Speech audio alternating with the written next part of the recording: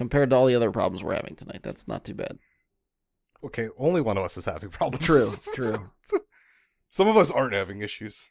Some of us, our issues are now like, should I go to the bathroom? When do I go to the bathroom? No, I'm definitely going How to do the I figure bathroom that before out? we start. Yes. Yeah, it's like figuring that whole dynamic out. I don't have an alarm clock since Andy's not on this episode to tell me when to go to the bathroom. Not to mention we're starting later than normal too, so we're already. Oh yeah, thrown my off. whole biological clock's thrown in a That's whack. right. My body doesn't know what up and down is anymore. It's like is it time for cheese? Do you often eat cheese around the podcast? Is that I don't, but you know, like, trained? It's podcast time. Get my cheese. it's going into shock because it doesn't know what to do. Like, this is 2 hours later than normal. What's up? I must have cheese after. I'm gonna eat some cheese after this. I got some cheese, I got some pepperoni, and I got some crackers. Are we talking like, like little squares of cheese, like snack cheeses? I have to cut it up. It's a block. Okay. I didn't know if you're just gonna go like find some lunch meat cheese and like roll it up. It's provolone. There's that. Oh man, I just grabbed like some pepperoni, some cheese, make the sandwich in my mouth. Yeah. Start biting it on. I mean, don't act Rip it like in you've the never done tear. that before. I know I've done Right. that before.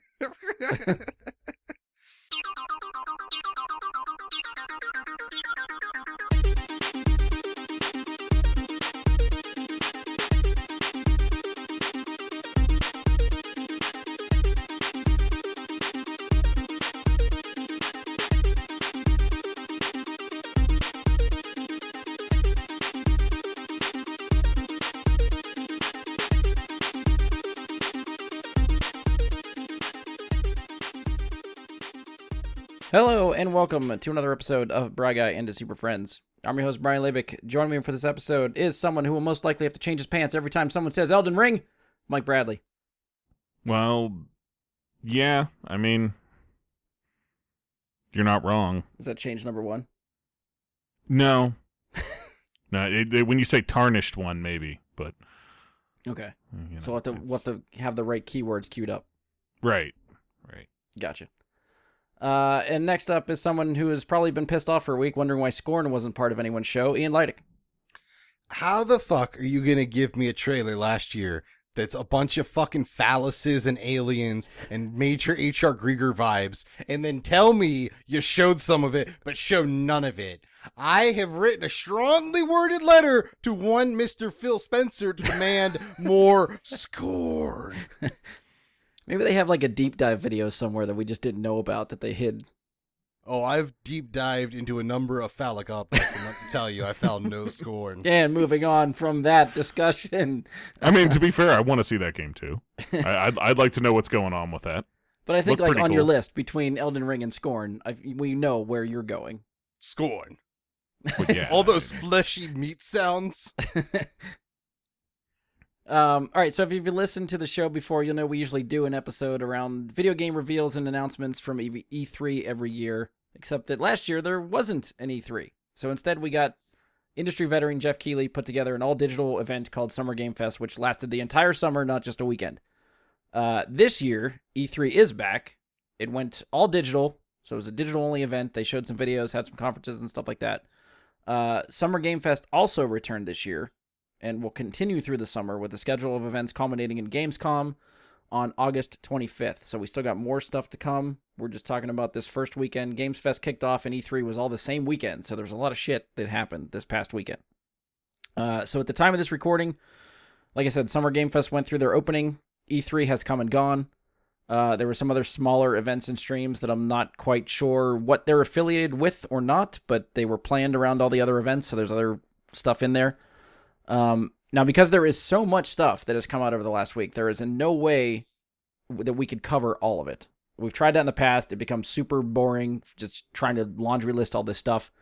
So what we tried to do in the past is kind of just pick and choose what we're talking about. So what we're doing for this one is that each of us has just picked 5 games that caught our attention that we were going to talk about. So they could be from any event or stream, not just one of the big ones that seem to be more prevalent. So I'm sure Ian probably pulled some from ones that I've never heard of. So I'm We're waiting going to hear for all about that the random newest shit. Strand game. Yeah. Speaking of, So, yeah, we've picked 5 games that stood out to us. We have not compared notes beforehand, so we don't really have an idea what we're going to talk about. So there's a good chance we might be repeating some. I have tried to pick a little bit more than 5 just in case someone picks one that I have on my list that I can sort of sub in. So we'll see where we go. I'm going to try my best not to time everybody. But if it seems like we're going long, I will tell you ahead of time. I will start the timer. So we're going to see how this goes and see if we can play it honestly and see if we get through it in a timely manner. But we've picked our order, so we're going to go Mike with a game, me with a game, Ian with a game, and then we'll loop back to Mike. So, Mike, kicking us off, what would you like to start? Well, I think we know probably where you want to start, but go ahead and kick us off. I hope he says Halo. You guys know where I'm going to start. I'm going to start back on June 9th of 2019. When we got thought we were going to start with first Demon's Souls. So. bit of... No, I'm not going that far back. We're not. I mean, I could go back to like the FromSoft Mech Warrior days and shit. A man like named Miyazaki was born in a prefecture of Japan. But June 9th, 2019, we get the first ever trailer for Elden Ring, and 731 days passed. 731 days passed before any peep of any news about this game after that original trailer popped up. So, for the fans of From Software games, the pinnacle, best developer of games in the world today, we were left with nothing. For all that time. For 2 years, we're just withering away and saying, like, just tell us you're still working on it or something. You know, just a thumbs up, like, it's still happening. Like, we're doing this. But they tell us, like, we've got Hidetaka Miyazaki and George R.R. Martin working on a game together. And so what you have here is George R.R. Martin tells one hell of a story but doesn't know how to end it. And Miyazaki tells a really decent story but tells the perfect ending every time. And you have this coming together with somebody who puts the best gameplay on the market into every game he puts out consistently. Last game they made, Game of the Year. Sekiro. Game they made before that, Dark Souls 3, Game of the Year. So on and so you get the pattern there. They have a pretty good track record lately. So we got a new trailer for Elden Ring, and holy shit, it's 6 months away. And it looks fucking amazing. It looks like a true successor and next-gen version of Dark Souls, where we're going to have an open world, by the looks of it, riding a horse for faster travel, presumably around said larger, more open world to explore. There's a lot of cool lore bits in the trailer. We're going to be Tarnished ones this time, which is a change. We were Ashen ones. We were the Hollowed. We were, you know, the From Software games always kind of give you a title like that, where you're not a specific character. Sekiro is the one like deviation from that, where you're playing an actual named, titled character that you didn't create. But we're getting back to character creation. That's a really cool aspect to it, because that means builds and different. You see, there's magic being used, bows being used, some of the fan favorite weapons in the trailer are seen. I can't explain how much joy it gives me to know that shortly after Christmas, after the New Year, January 21st, 2022, we're going to be playing this game. And I don't know when I'm not going to be playing that game after that. Because it's something like any of these games. You pick it up, and if you're into these games, I know neither of you play them very much. I know Ian has a little bit, and Brian, I don't think you have it all. Not Dark Souls. I did Fallen Order, which is that style, but it's that style, but it's not FromSoft, so it's not going to be as crispy. Yeah. Call it a baby game. It's doesn't honestly, matter. Kicked my ass. I don't care. Fallen Order was not a baby game. It was actually kind of tough. Like, it had its difficult points. It just didn't feel as like crispy. Like, you play Fallen Order and then you go and play Sekiro, and you're like, wow, Fallen Order's mechanics are garbage by comparison. Like, deflecting a sword in Sekiro feels like perfect.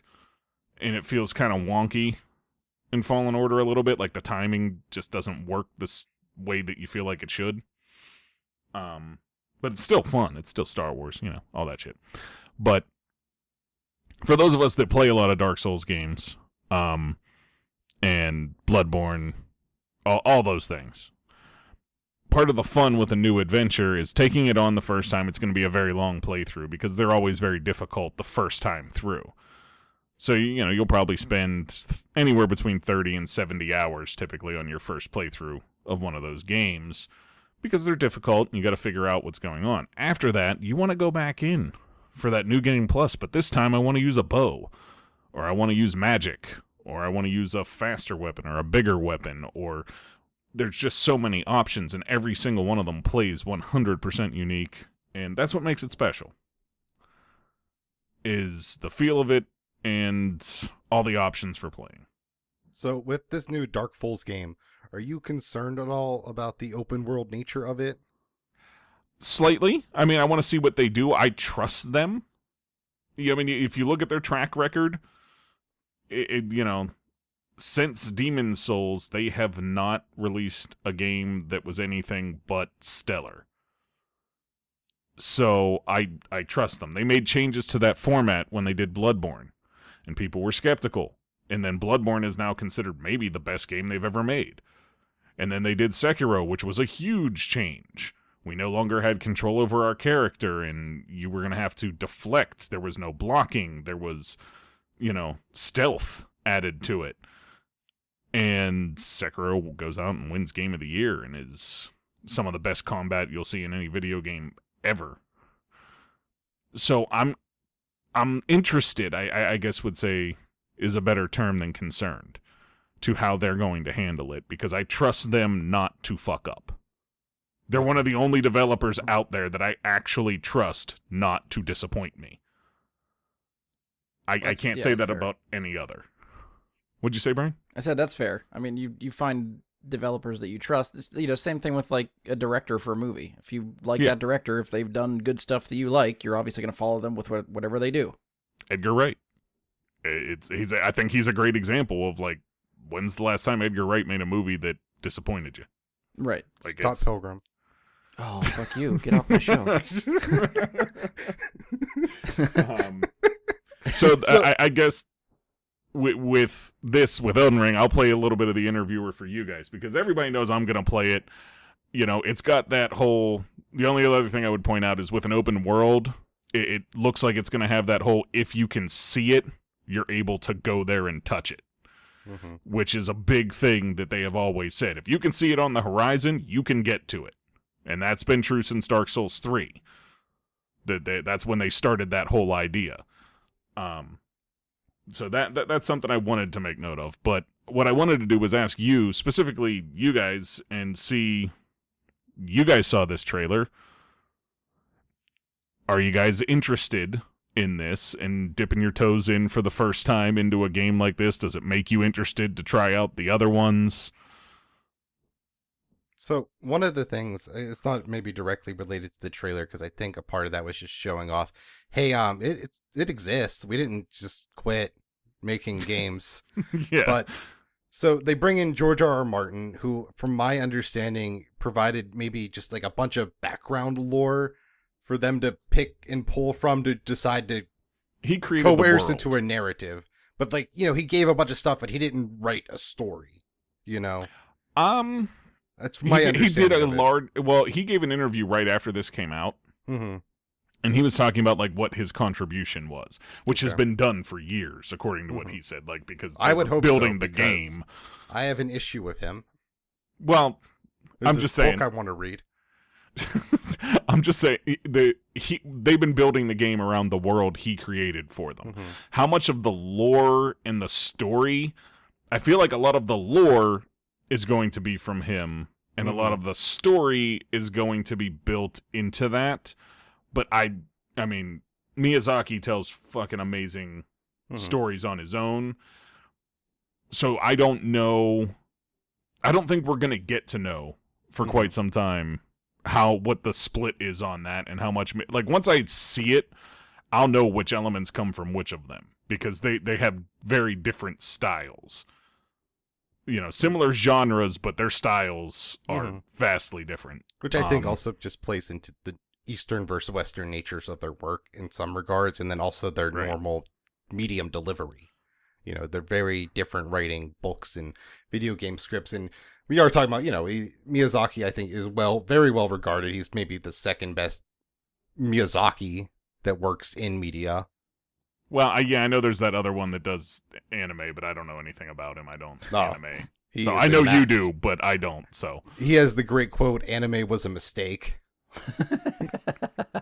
And I mean, so I just wonder though, in the end, like anytime I've watched people play a Souls game, like specifically a FromSoft game, like I never, watch maybe a whole playthrough front to back, but I've never once felt there was any real story happening that mattered in any shape or way, or you could consciously follow necessarily. Like, you're a thing trying to destroy something, but I never felt like there was a cohesive narrative like I would get from like a Mass Effect or like a COD storyline even. It never felt like I knew why we're specifically here. Like, yeah, we're in Blight Town and we're going to kill this 3-headed monkey demon, but I don't know why the 3-headed monkey demon is there. Okay, for the original Dark Souls 2, and to a lesser extent Dark Souls 3 and Bloodborne, they wanted you to explore it on your own and experience it through actions that happen in the progress of playing it. So you have to read the descriptions on weapons, you have to read the descriptions on items, so on and so forth, to get the full story. With Sekiro, they kind of changed direction with that, and they told a cohesive story there, with cutscenes, with dialogue. There was pages and pages and pages of dialogue that you had with characters in that. And your decisions mattered because there was 4 different endings to the game. And so the things that you did along the way, took you to those different endings. But that's normal for a FromSoft game. There's usually different endings. But in this case, it was a lot of the dialogue options could send you in different directions. But for the most part, they want you to experience the story as opposed to watching it in a cutscene. They want you to go and hunt stuff down because you want to experience it. If you just want to play and beat the game, you can. Do you think that with Sekiro being the last game that they would continue along the more narrative-driven path that had, or do you think they'll go back to more of a experience?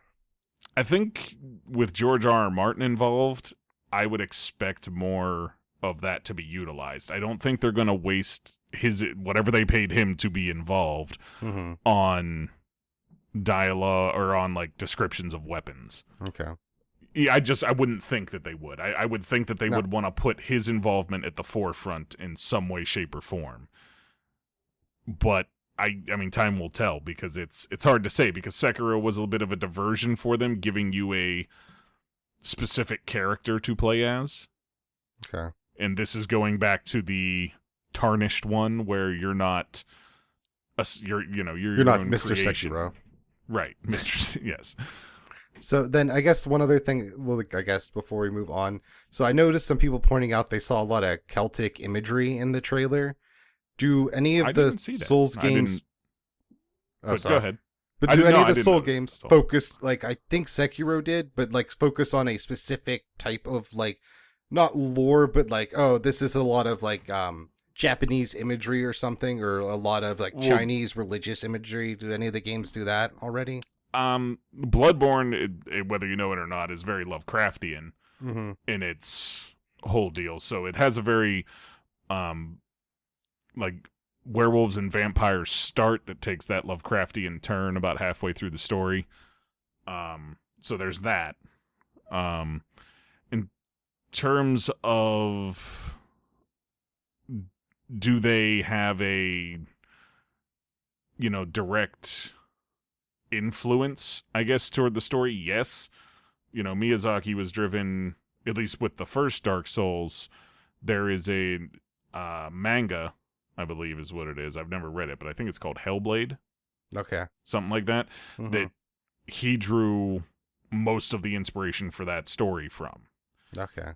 Dark Souls 2, he had no input on. He was making Bloodborne while they made Dark Souls 2. So its story is kind of the one that's like not as good.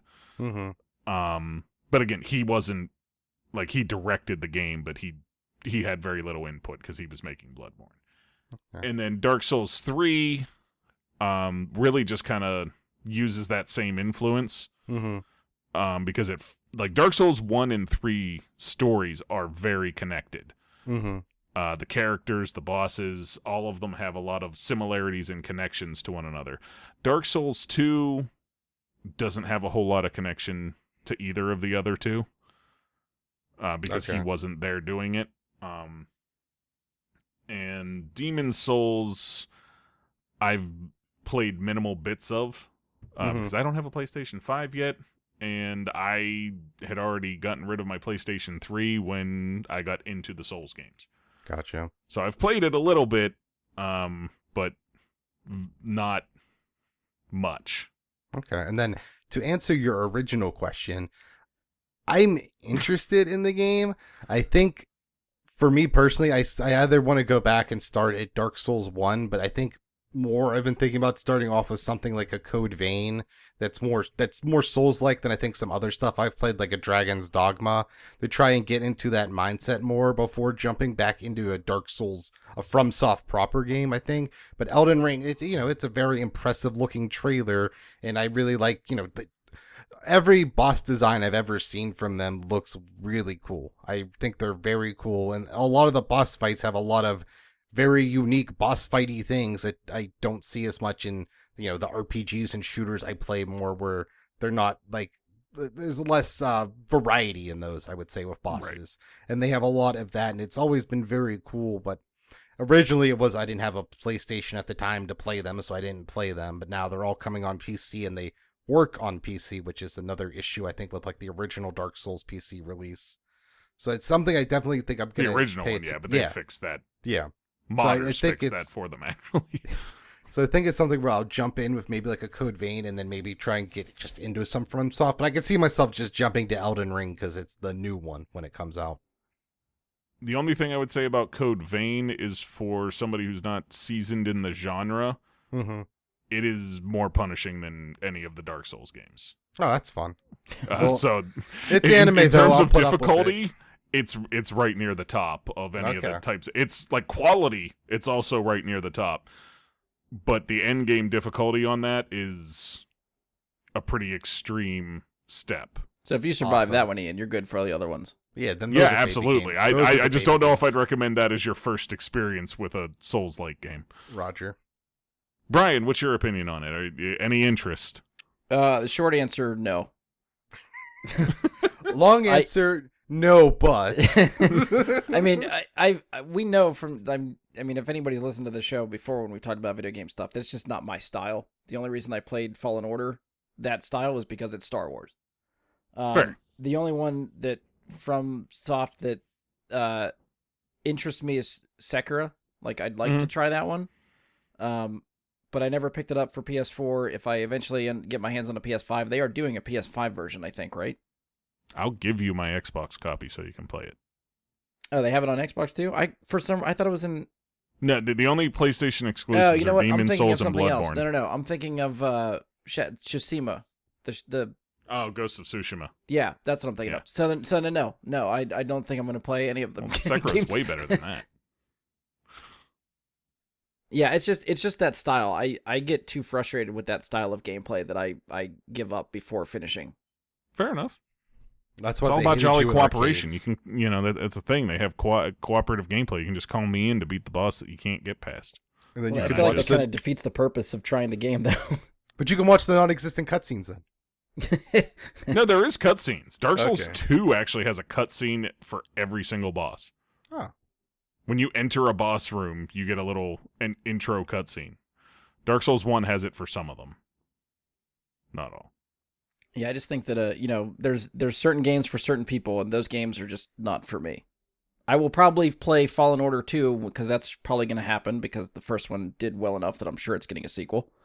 Yeah. So I will slog through that, even though, again, that style frustrates me, and I'll have to put it down and walk away and come back to it sometime later at certain points, but it's Star Wars, so I have to play it. That's fair. I mean, what got me into it was when somebody kind of explained it to me as like an action RPG Dungeons and Dragons, where you just kind of choose your own path the whole way, and whatever the hell you want to level up in, you level up in, and if you can wield the weapon, you can use it. And I was like, well, that sounds fun. Yeah, I think it's more like if I'm looking for an RPG, that's not my first thought. I get the combat part of it, and like, you know, the RPG elements of like leveling up and customizing your character and stuff like that. But like, I mean, Ian made the Mass Effect comparison earlier. If I'm looking for an RPG, in my mind, that's where I'm going, is Mass Effect. That's fair. So yeah, that's kind of where I'm at. All right. I mean, well, there's not a whole lot else to say. Thanks FromSoft for you know, letting us see a trailer finally. He's more appreciative of the trailer than Keeley was for getting it as an exclusive.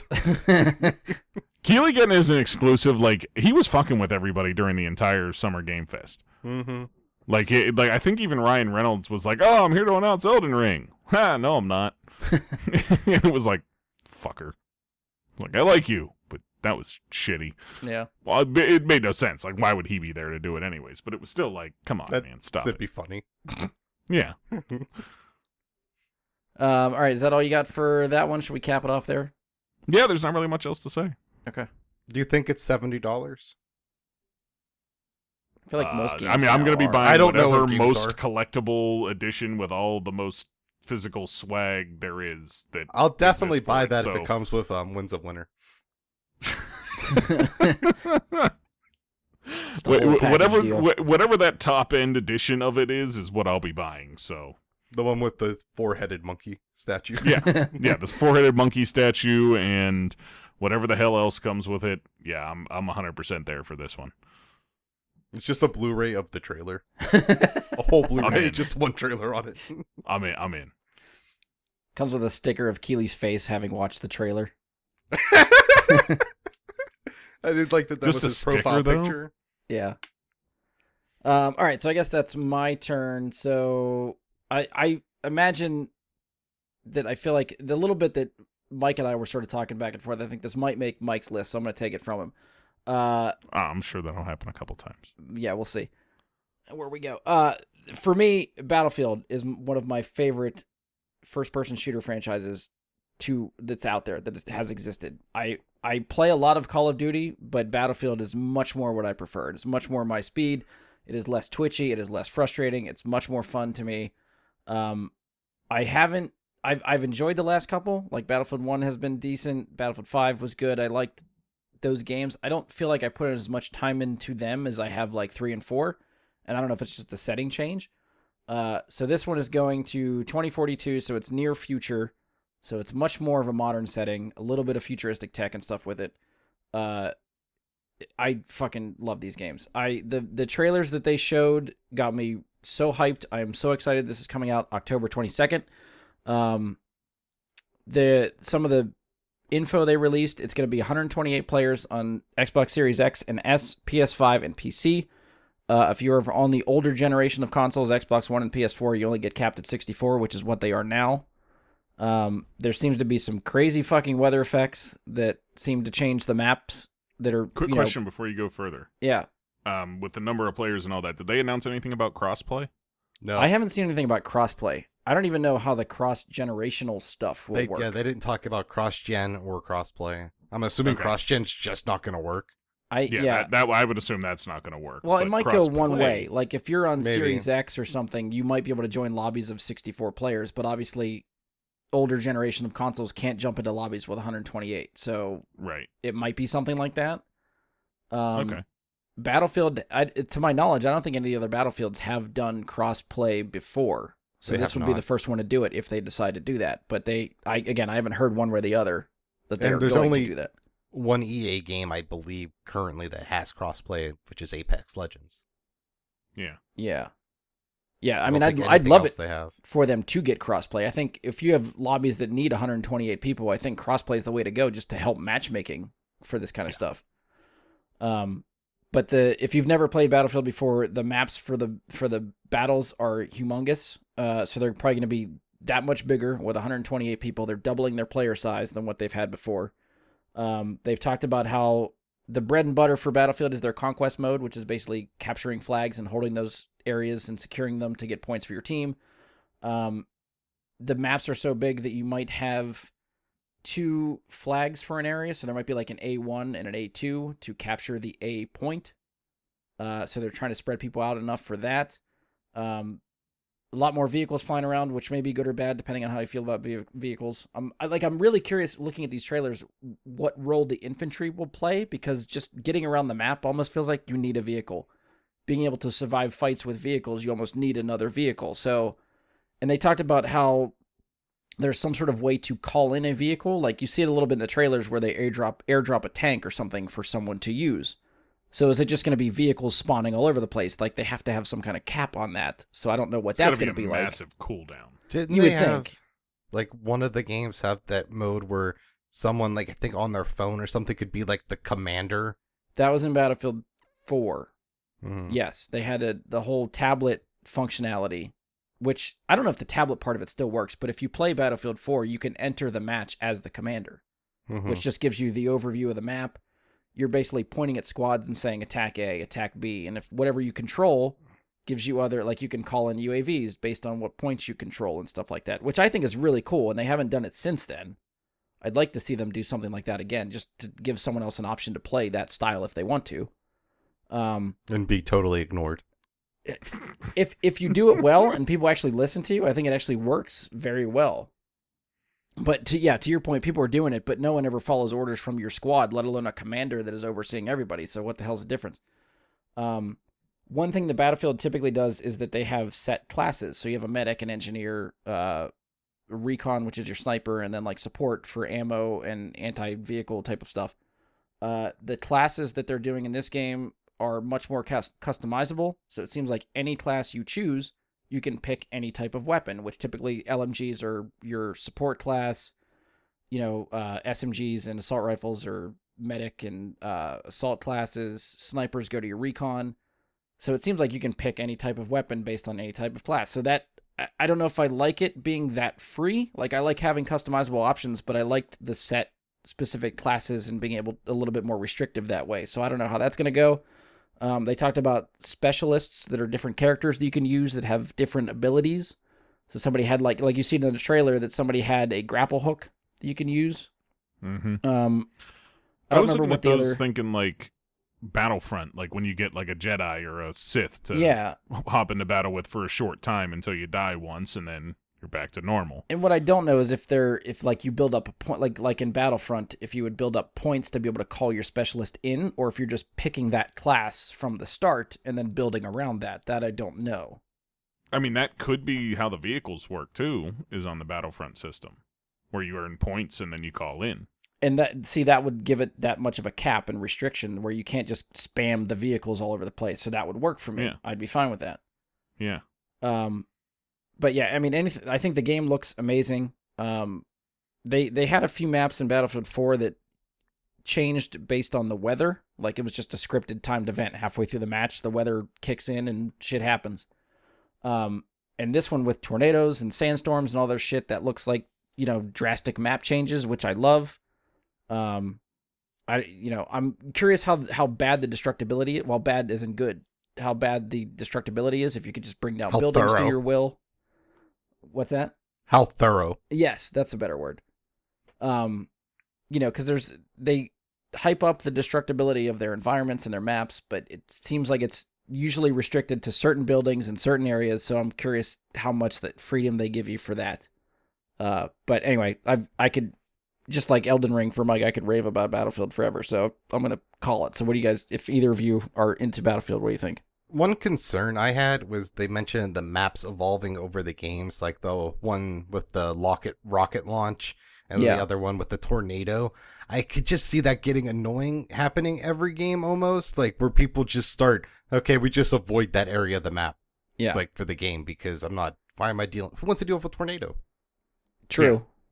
I mean, they're probably It going to needs to force be you randomly there. hitting different parts of the map. Yeah, I like feel the like tornado one you can work with, but like the space launch, I feel like will have to be static, but I guess there's a chance it's not. Well, I think, The space launch, I don't think. But even where the rocket is, probably what they're doing is they're going to put a control point right there. So if Yeah. you want to control that point, you have to play around that area.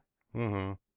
I would hope that the tornado, just from a gameplay perspective, does not hit the same area at the same time every time you play the map. I'm hoping it's dynamic enough that it's a little bit more random than that and Yeah. is less predictable. That would be cool. I mean, there's even a mod of Minecraft right now that can randomly generate tornadoes on maps. So I'm really hoping that Battlefield can manage it. Yeah, I would I agree. mean, they have that SimCity tech, so let's hope. Yeah, like it's I mean, it's out there. and you mentioned with the specialist, I think I'd like them if it is going to be like that, where it's just any type of like assault can use any weapon, medic can use any weapon, just because it maybe encourages people to play the support classes more if they can use any weapon they want. That's true. That's true. I'd like it from that perspective, where I'm sure there would be some type of point system or something where the medic bag's worth something, so you can use that weapon but only have certain attack, some type of balancing with it, so everyone's not running the same, because you kind of would get into games where everyone's assault or recon.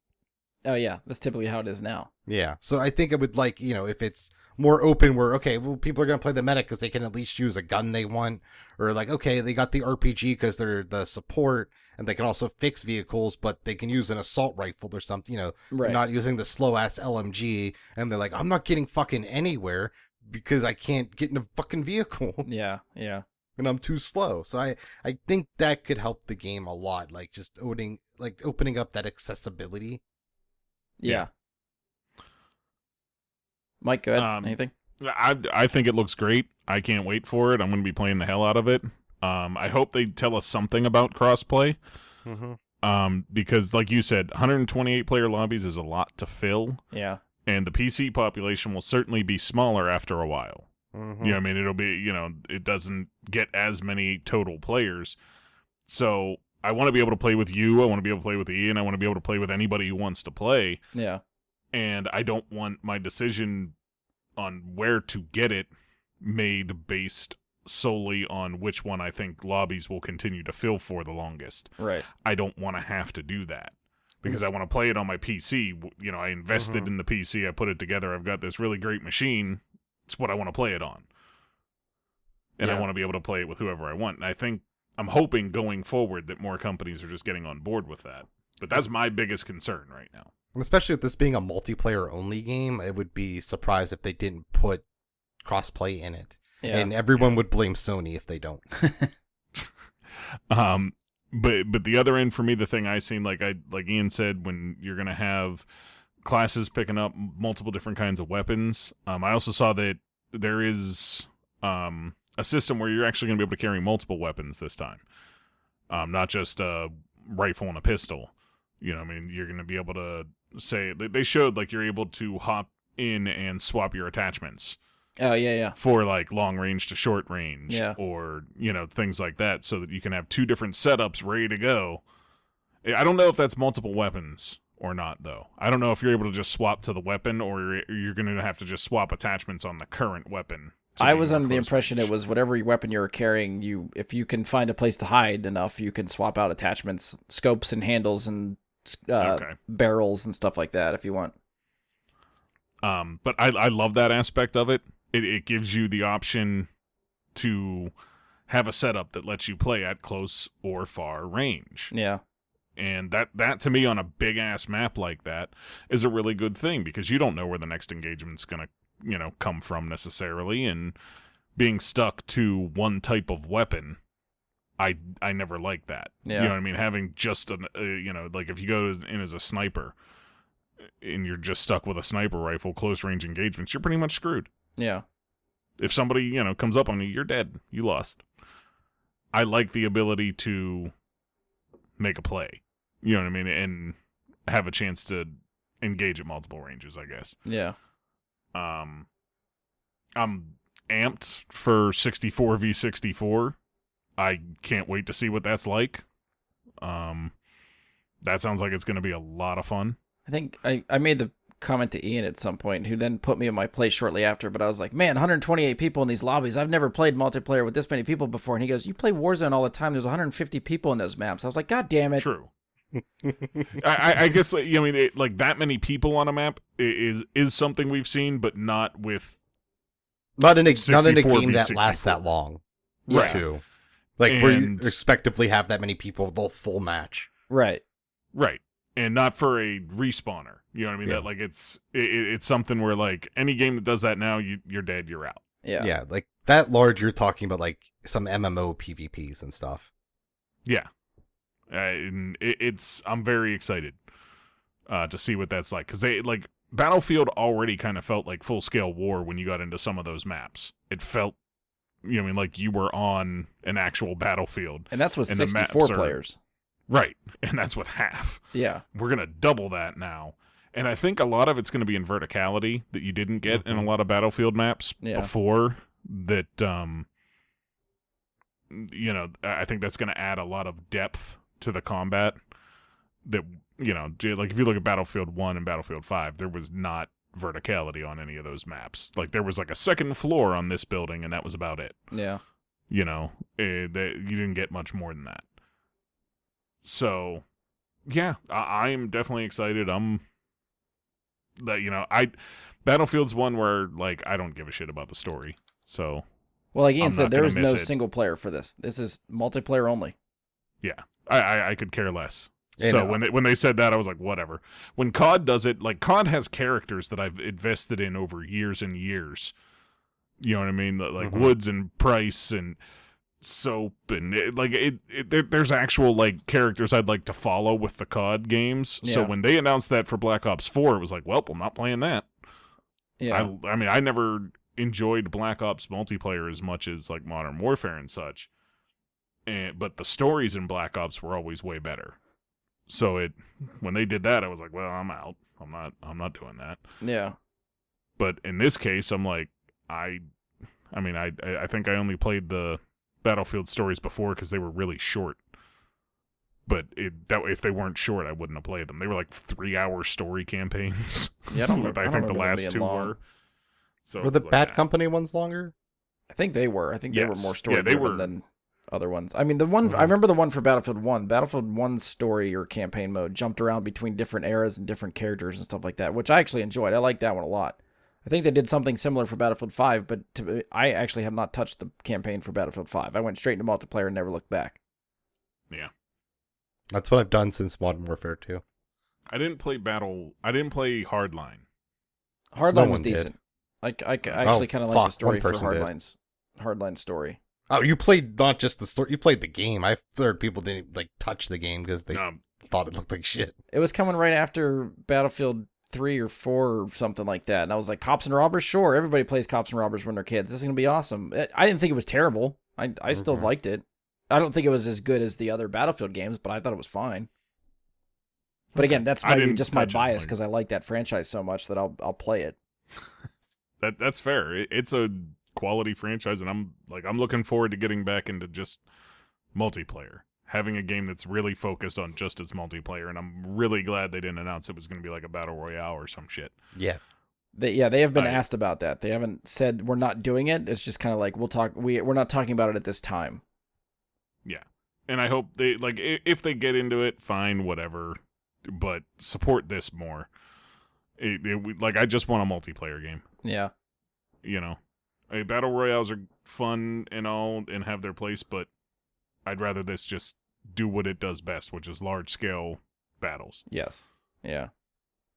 I know we're going to get more information at the EA Play event, which is July 22nd. So there will be more stuff coming out than probably I would assume some sort of deep dive thing, since this is just like 2 trailers they put out and that's about it. They haven't said too much about the game yet. So this will be their chance to talk about it and hype it up. Yeah. So I'm looking forward to that. Ian, on to your first pick. Speaking of battle royales, we have Naraka Blade Point from 24 Entertainment, an 8/12/21 release date. So that's coming out in just under 2 months. Being published, but the first game published by NetEase's Montreal branch. We have a martial arts battle royale game So that's the one big first difference is it's not shooty guns. There is ranged weapons, but it is martial arts. So the other thing it's doing, it's taking a little note from Apex. There's 7 different characters and they each have their own set of abilities. So it's not just, hey, you all go in with the same stuff. It's like, okay, each character you pick has their own abilities. There's like a healer. There's one that teleports away and has like an invisibility thing. There's more damaging ones. So then not only that, so on the map, you have your typical battle royale stuff. You find armor, weapons, healing items, stuff to repair the equipment you're using. But you can also find these thing called soul jades. And the soul jades give you different level ups to your stats. So you can get one that's like, oh, you do 3% more melee damage. But you can also find some that modify your weapons. So you could find one that now your bow and arrows, now they're flame tipped. You can find ones that make deflecting, because you can deflect bullets with your gun, and you find ones that like make that easier. Or if you they have parrying, you have one that if you parry, you regain health. And another cool thing with the parry system, so it's only on PC right now. They have said if it's successful, it would come to consoles later on. But your left click is a vertical attack, and your right click's a horizontal attack. And then those can also be charged up by holding it in, and then like you unleash a combo. So you can parry those charge attacks, and if you successfully parry someone, they drop that weapon. They no longer have it, not only don't have it equipped, it's now on the ground. You could just pick it up if you have open room in your inventory and steal that weapon from them. Okay. Which I think is a cool dynamic. They also have grappling hooks, like we've already mentioned tonight. So you don't get unlimited grapples, you have to pick up grappling spools that take up inventory space and use them to jump not only vertically on the map, you can target the enemy and jump towards them and like unleash an attack as you're coming at them. And it also for a moment like stuns them so they can't just run away while you're doing it. Now, one of the other really neat things with this, I don't think any Battle Royale game is done. You can edit the face, like the face of the character. You can like, there's like brow management, makeup on, you can make the lips fucked up. A bunch of people have made Shrek. There's a lot of Shreks. Oh, is that where that came from? Yeah.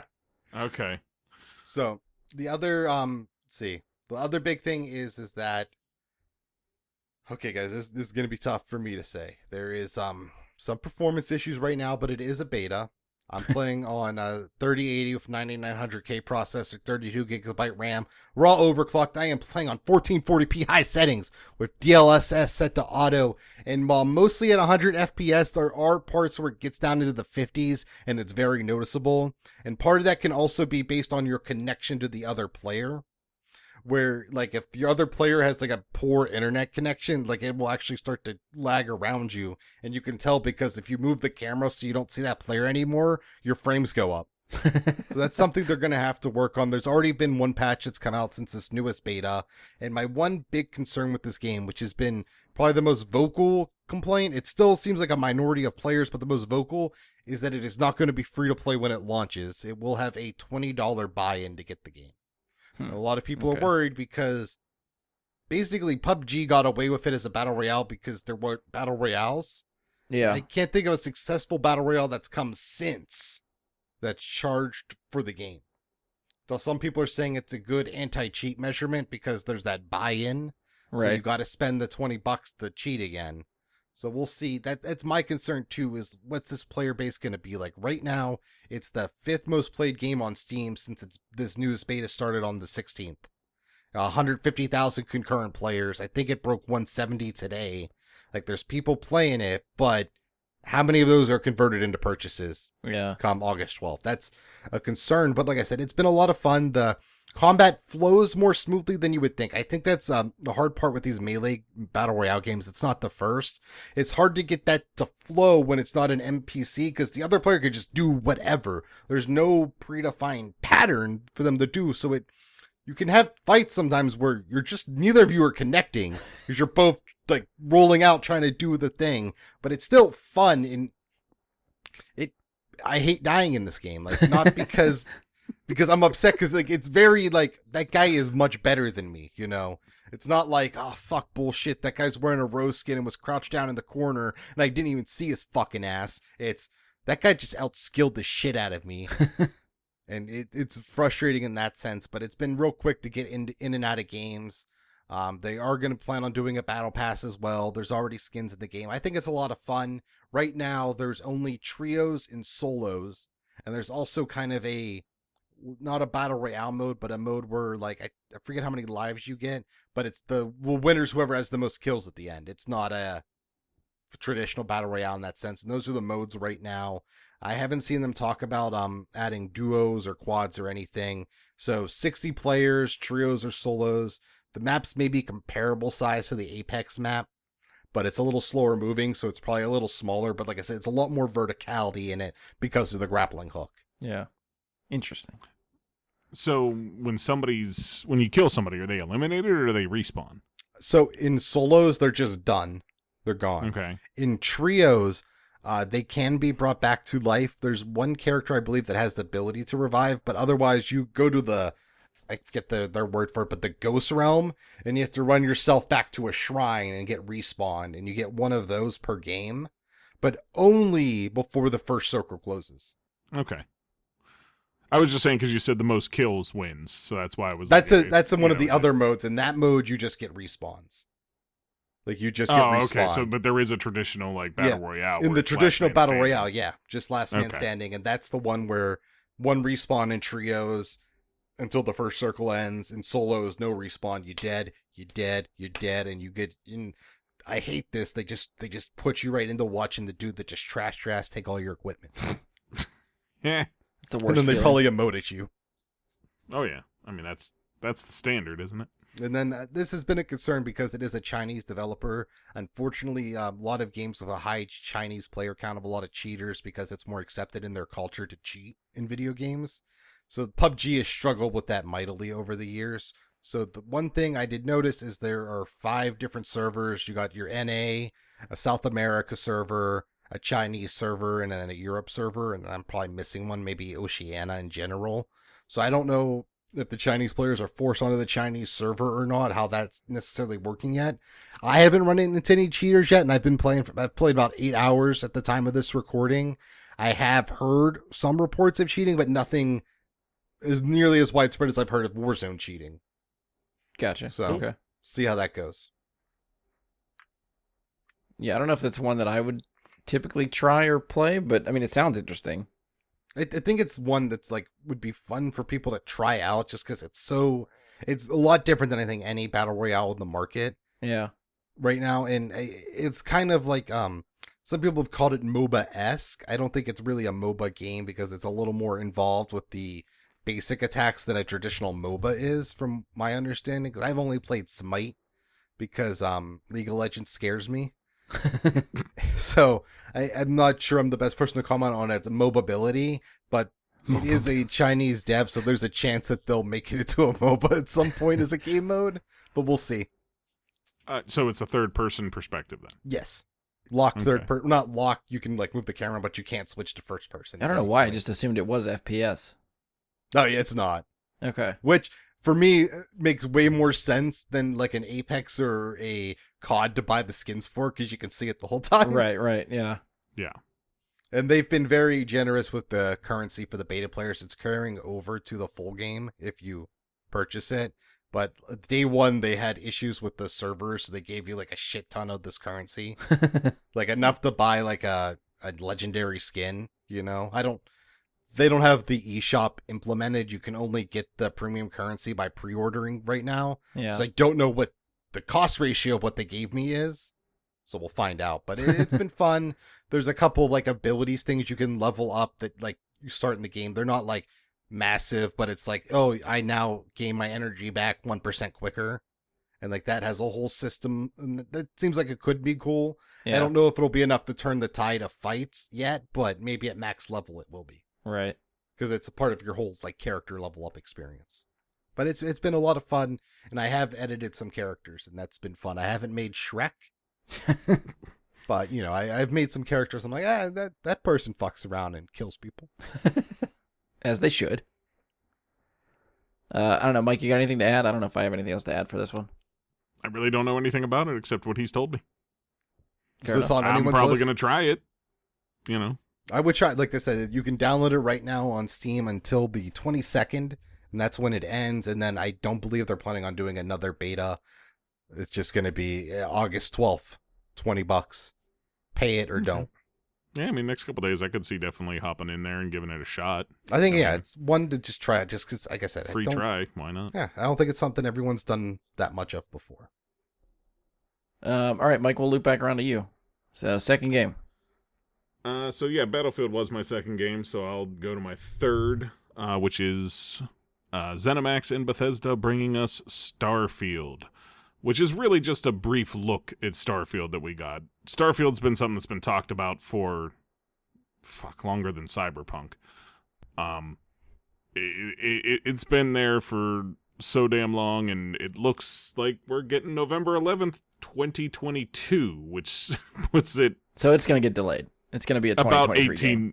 game. It puts it about 18 months out, which, to be fair, like they're putting it out far enough, and they've been working on it long enough that I feel like they could hit that. Like, I think they're putting it out that far, anticipating if they tried to announce sooner, they would push it back. At this point, any release date that comes out longer than a year from where it currently is, like if anybody goes further out than a year or more from today that they're going to release a game, I'm going to assume it's getting delayed. I mean, this is 7 years after Fallout 4. It's the 11-year anniversary of Skyrim. Like, they picked that date for a very specific reason, because it's the 11th anniversary of Skyrim, and it's the whole marketing thing where 11 plus 11 is 22. Just like Skyrim's release was 11/11/11. Yeah. I think they're going for a thing. It's coming out. If it works, it doesn't work, it's coming out. Yeah, I tend to agree there. My one major concern, I've heard this brought up, people are wondering, so the Bethesda games, specifically these big RPGs, are known for their jank. Was the only thing keeping this jank in check Earth physics? What's going to happen now with space physics? What the fuck kind of weird shit is going to go wrong in Starfield? Well, I mean, that's the type of stuff I'm really looking forward to. You know, are we going to be able to go to different planets and have different levels of gravity? Is that going to be a thing? And is that going to fuck with, like you're saying, the jankiness? Just the bullets don't travel because of the gravity? Yeah, like, you know, is it like, what the fuck was it? The one episode of Rick and Morty where you could shoot somebody because you just, all the way around the globe, because it was such a small planet, it just traveled on the curve. Yeah. So, I mean, it looks to be an amazing game so far. There's not a whole lot there to see. I don't think we saw, but maybe like a brief glimpse of gameplay as opposed to. I don't think there was any gameplay. It was in-engine. They gave you, like they gave you in-engine, and I feel like you got like a brief over-the-shoulder look of a gun. They gave you something that it probably wasn't gameplay, but it was a gameplay perspective. Yes. Okay. Yeah, gameplay perspective on what you would see. Because I doubt any of that's playable right now.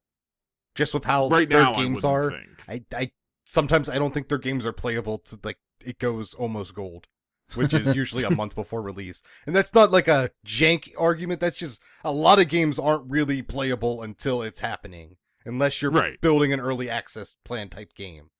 And with how massive this, assuming it's anywhere on the scale of a Skyrim or a Fallout 4, we're talking about a massive world, especially with the space nature. We're talking like this. And my big issue, I said it when I saw the trailer, I'm like, they're using the same fucking engine. And I'm like, just fucking buy it, make a new engine. Bethesda, you have Microsoft money, make a new fucking engine.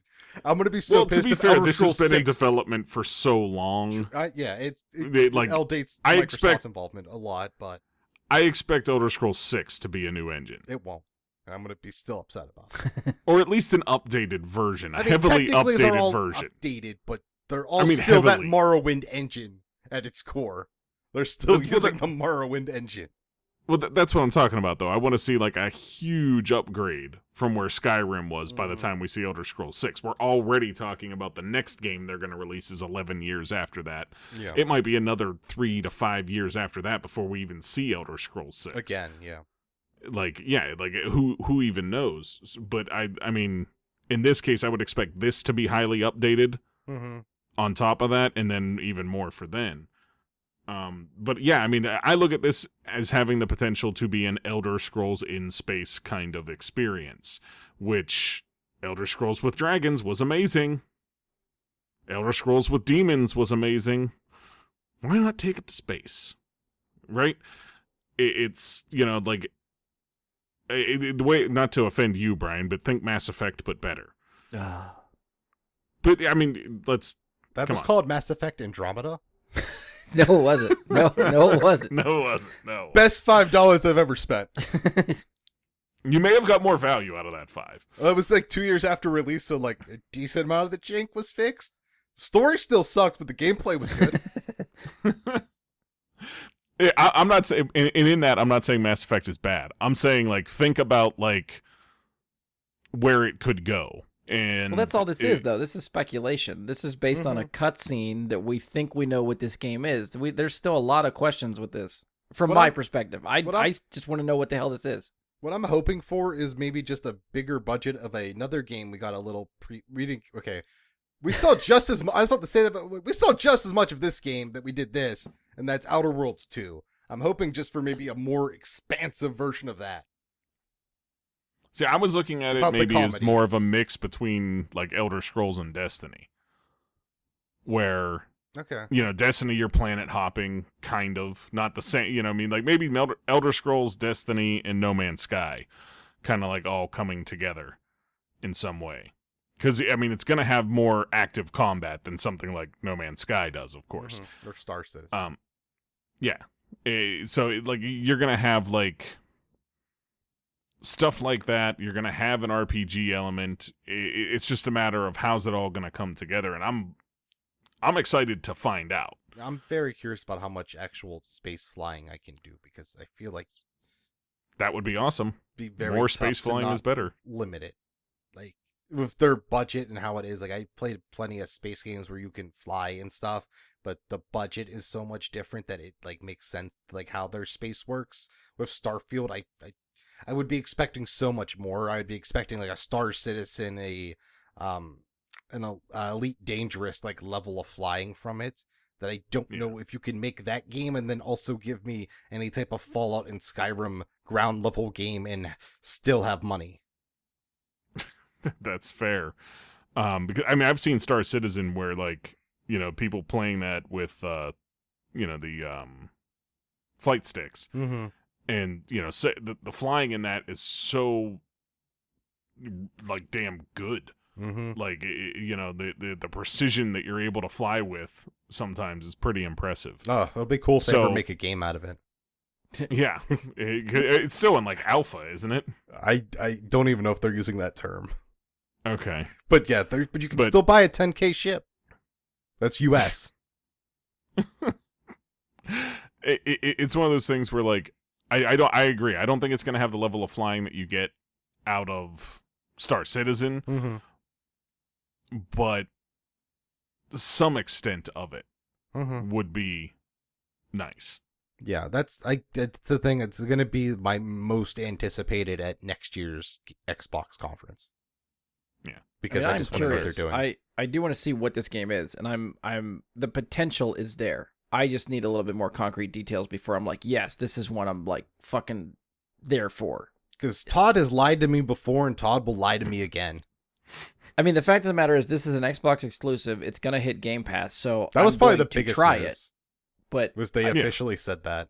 yeah, because I wasn't sure because we, with the deal between Xbox and Bethesda, at least I was under the impression. I thought they said this in press releases that stuff that was currently in active development was still going to go to all platforms. Why Starfield was in active development. I thought think it was gonna hit other platforms. specifically because I forget what it's called now, but the next game they're publishing was already signed to be a Sony limited exclusive, like a time limited. I think that's what they were referring to. Okay. I forget what that Yeah. game's called now. There's a game coming out. Yeah, it's a Bethesda game, but it's not a... So it's going to be amazing because it's going to be just like the MLB The Show. It's going to say like Xbox Publishing and then be only on Sony for like 6 months. You got anything Yeah. else for Starfield? No, just can't wait to see more. Okay. I guess that means it's my turn. Trying to look at my list of like what do I want to talk about that someone might not grab. I'll say some of these. All right, so this is probably an obvious pick for me, but I'm gonna do it anyway. Square Enix is making a Guardians of the Galaxy game. which honestly surprised the crap out of me. I didn't even know this was in active development, and it's coming out in October. Like, what the hell? And it looked like it. Yeah. I mean, I think it looks pretty good. Mm-hmm. October 26th is the release date. They are doing, this is a single-player action-adventure game. It's got an original take on the characters. So if you've played like Marvel's Avengers, like that's Square Enix's take on the Avengers and an original story and how they want to play it. I honestly just kind of assumed that if Guardians was going to be in a game, that they would fold them into Avengers. But this seems to be completely separate and them doing their own thing. So, I don't know. I mean, single player, you're playing as Peter Quill, you're playing as Star-Lord, part of the Guardians of the Galaxy, whatever story they craft. There are some sort of decision-making things that affect the story. Like, there's dialogue options, and I guess you can affect maybe the team dynamic or how the story plays. I don't know. It looked kind of like that. You can, I think there's the ability to upgrade stuff, right? Like you level up and upgrade abilities and stuff like that. And the only thing that looked kind of weird to me, and I don't know how it will play from the gameplay that they showed, is that you can issue orders to squad mates, and that whole system seemed really weird. I don't know how well that's going to work on the fly, but it seems like you hit a button and you have like 4 directionals to choose from, almost like picking a squad mate. You select that, and then you get another 4-way selector screen of like which ability or order to give that person. And it just seems like a lot of little like sub-menus to do all in real time while you're trying to fight people. Like that to me seems like it could get very awkward. I would assume if they're making the game in a decent way that all the characters will have some passive settings where you can just have them set to do certain things like any other game like this, where, this character is going to be aggressive, this character is going to be, healing or guarding or, whatever. Like, and you can have them preset to do those things. But if you want to micromanage it, you can. And that's my hope, is that, the AI is smart enough to take care of itself, and you don't need to do that all the time. But even, like, in high-pressure situations, if you need to try to take control like that, I don't know how much that's going to affect you playing the game, because you're in the middle of a fight trying to direct people to do different things. Well, I mean, that's kind of like messy. What Mass Effect would do, though. You could actively tell your 2 squad mates, like, use your ability, use this ability, Or you could just have them auto-do it. It's just a little more complicated than that, because I know the first Mass Effect struggled with it more because there was a lot. It wasn't as streamlined as in each person can only have 2 active abilities. It was way more open. But I think this, if it's like, okay, you're going to like memorize the button presses, you're going to learn it. Yeah. But I also think like Mass Effect, at least when you were issuing orders or telling a certain character to select a different weapon or something, it paused combat. Okay. I didn't see this gameplay doing that, to let you think about what you're trying to do. It's real time. You could be getting shot at while you're trying to issue orders. That, to me, is messy. Mm-hmm. No, I could see that being complicated, but I think a lot of it, too, was like, it seemed to mostly be to set up combos, too. Yeah. So I think it's like, okay, I'm smashing that out because I'm setting something up, like, where, you have the time. That's why you're doing it, Yeah. Yeah, I mean, without really getting my hands on it and playing it, I don't know how it feels, but just it looked kind of awkward watching it. Yeah. And I will say this, I noticed this, and I know people pointed out and they were surprised by this and they thought they must be confident. There were noticeable times the FPS dropped when they were playing this. Okay, I didn't realize that. It clearly dropped from like maybe 50, 60 frames down to like 30. Like they had some chugging at different points during the combat. Okay. Like it was noticeable. I saw it too, like watching it live before I saw people pointing it out. So I was, when they pointed it out, they were like, okay, like either they're not fixing that or like, okay, they're confident enough in this product to show we're going to get there, guys, but this is what we have. Because they showed a lot of that game. Yeah, like there was way more than I thought. 10-minute gameplay or something that they put out for that, which is again for a game that I didn't know existed. That's a nice chunk of stuff to look at. I mean, I don't want to say that, like, me, I love the Guardians of the Galaxy. Yeah, I mean that's some of my favorite movies that have come out recently, and I wasn't as excited watching this as I thought I'd be. I mean, I heard it, and I'm like, oh, that's cool. And then I heard it was Square Enix, and I'm like, okay, well, they, what they did with the Avengers thing was, solid gameplay, but disappointing overall content. And I wanted to say, like, okay, but then it's single player as Star-Lord with the Guardians, and that seems kind of awkward. You know what I mean? Like, it seems like, why wouldn't, if we're going to play as the Guardians, I kind of think it would be fun to be able to control all of them. Yeah. But, okay, I get it. We're just going to do Star-Lord. Okay. I don't know. Like, I'm on the fence about this one still. I think Like, my gut it could reaction go either way. was kind of the same as you, and then I found myself thinking about the game 2 or 3 days later. Like, it just wouldn't leave my mind, and I was like, you know what? That's enough for me to put on my list, because now it just feels like something I want to try. I don't know if it's something I'd pay full price for. Like, I might wait for a sale for that one, but it's definitely something that is on my radar that was not there before. Yeah. No, it's very intriguing to me. I really want to try this one out. I think like I like the focus on Star-Lord because it lets them tighten up the gameplay because you don't have to adapt to, because their abilities are so wildly different. Yeah. Like playing as them, and like even just like Rocket's size would be a bitch to deal with. Is like you jumping over to him. I feel like I know he's still in the game like doing stuff, but I think it's easier to like kind of ignore your NPCs, like non-playable characters on the heroes team. When Yeah. you're designing a game, like easier to be like, we don't need to kill Rocket. Just let him do whatever. So I think it'll be cool. I don't think the choices will have any real major story beats. I think it'll be like, okay, that just changes that dialogue scene. Right. Maybe causes a little tension here and there. But like the one thing I did notice with that is it felt like the choice about sending Groot in to be the thing to be like sold to the person. Yeah. Like it felt like you could walk back that decision like 4 different times. Yeah. They definitely give That- you an out. But like it was like it kept letting you do it, and I was like, did we maybe not need this to be dialogue choices? We could have just had 2 of these maybe be dialogue choices, you know? Right. It was like, are you really sure you want to send Groot in there like 4 times? And I'm curious because like it's very clearly different voices, but I wonder if they asked if they could get Vin Diesel. He's got nothing else going on, right? Probably. I mean, he's making Arc 2, Oh, that's right. Forgot about that. so. I like to think he's actually in there every day being like, guys, no shirt on. Guys, where we at? Where are we at with this, guys? Anyone need a Rona? I mean, Corona, so I can't say Rona no more. He's just in there constantly re-recording dialogue that no one asked him to do.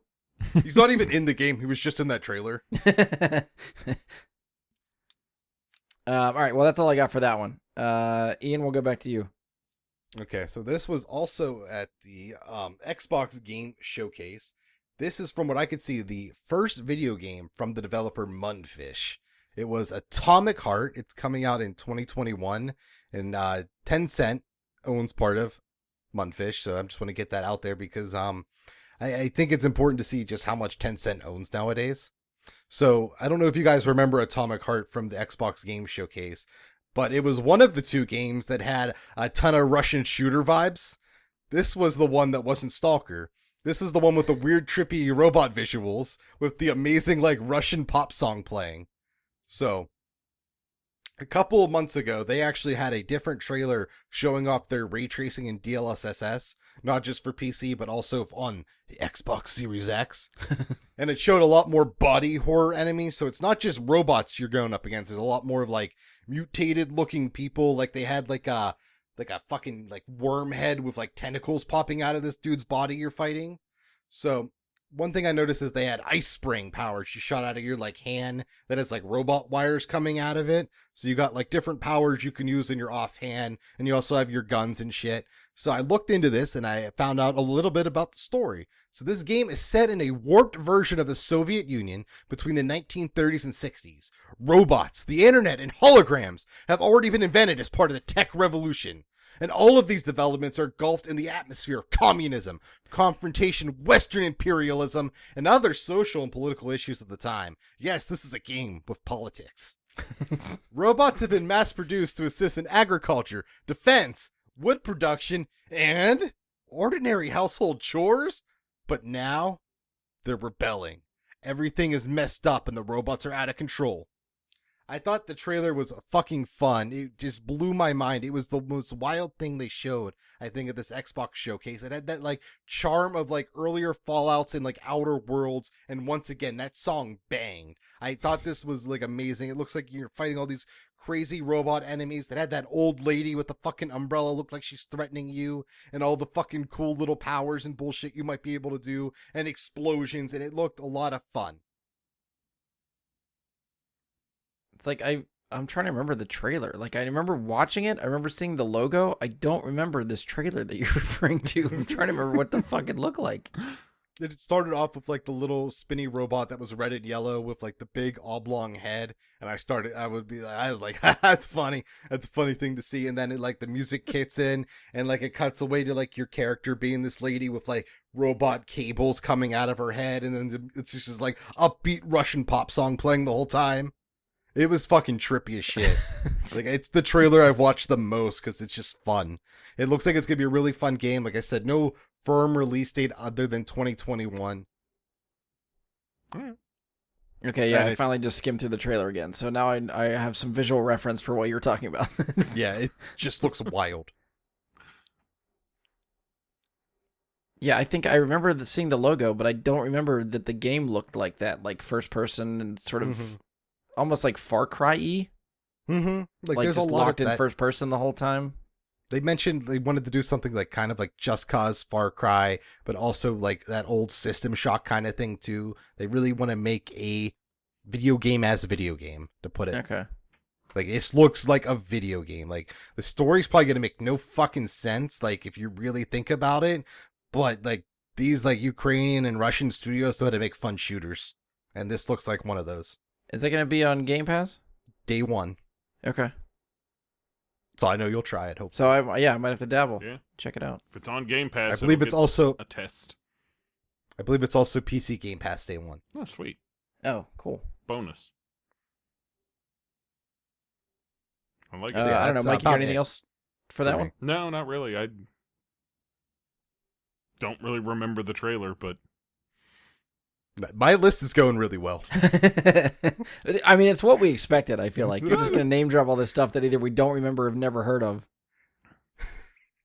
So at least this one was from a press conference I know Brian at least watched. Yeah, I did. So See I was it. expecting him to remember it. Nope. The trailer was only a minute long, so I think it got lost in all the other stuff that happened. that was a big announcement. Like their 30 whole, games. Yeah, that Well, was. then again, it wasn't 30 games because Scorn was on that list and I didn't see fucking Scorn. Yeah, they did. They opened the press conference saying we have 30 games to talk about. 27 of them are hitting Game Pass on day one. That is huge. Yeah. Mm-hmm. And a lot of them were like this year or like mid to late next year. Like there wasn't any 2023 bullshit. Yeah. Yeah. Mike, all right, we'll loop back to you. Next up. Next up for me is something I did not see coming at all from the Nintendo Direct, and that is Metroid Dread, which is taking us back into 2D Metroidvania-style Metroid. And it's... Really? That's what you're going to say there. You're going to call it Metroidvania, not just Metroid. Well, I mean, it's a Metroidvania-style game. I mean, it's... No, it's a Metroid-style game. Sure. You know what? That's God fair. damn it. It's a Metroid game. Metroid pioneered that game. We're getting... But it's been 19 years. 19 fucking years. Fucking Nintendo's back, baby. Since we got a 2D Metroid. And I mean, they say, oh, Metroid Prime 4 and whatever's coming out. And I'm like, yeah, okay, whatever. We have a 2D Metroid happening again. That is fucking amazing. To me, this was the biggest surprise of the whole Nintendo Direct. They wanted to say Breath of the Wild 2. It's like everybody knew that was fucking coming. Everybody's Yeah, known fuck about it. those It wasn't a guys. surprise. And it's coming out this year. Yes. It is coming out October 4 8th months. of 2021. And I couldn't be more thrilled to get back into 2D Metroid. I mean, what is it? I guess it's like Metroid 4, so it's like, what was the last 2D Metroid technically? Was it Super? They're calling it Metroid 5. Metroid 5? Okay, Mhm. I don't know if they're calling it Metroid 5 Dread. okay. I don't know if they're including like Metroid Zero or Fusion or where they're Yeah. getting this number from. That's what confused me when I heard it. I'm like, I don't remember the last time they put it. I don't think they've put out a numbered Metroid. Is there like a standard 2D Metroid? It was like Metroid, Super I've not followed Metroid. the Metroid games, so I don't know what Metroid where they Fusion. stopped I don't think numbering. they've ever numbered them, so Yeah. I don't know where they're. I don't know where. I They guess that's why I was so confused. I'm like, is this 5? Like, I don't. Whatever. But Brian, you said you don't play them. I'm trying to think what I've played. I've probably played some for like Super Nintendo, like back in the day. I don't remember playing anything for Like, I definitely didn't do any of the 3D first-person ones for GameCube and stuff like that. I didn't do those. Well, there was two other 2D ones that were, what was it, like Game Boy Advance was one of them, and then the other one was the other one.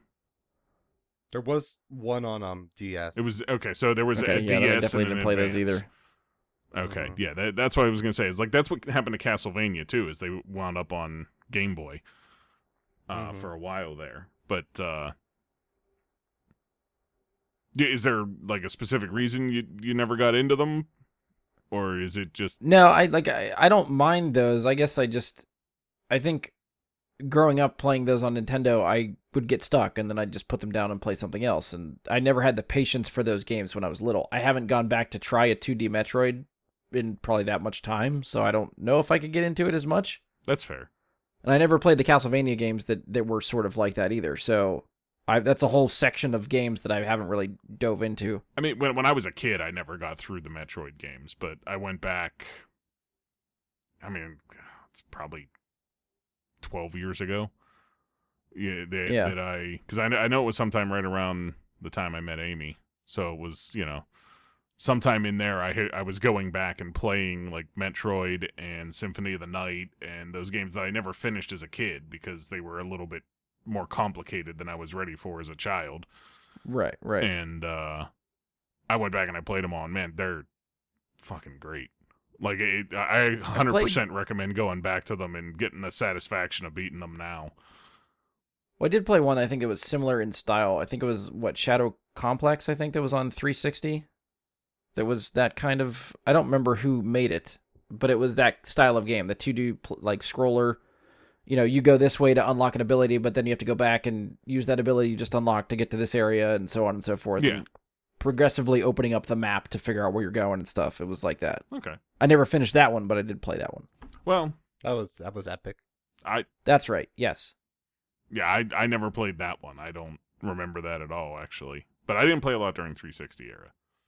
That was like not a time I was playing a lot of video games.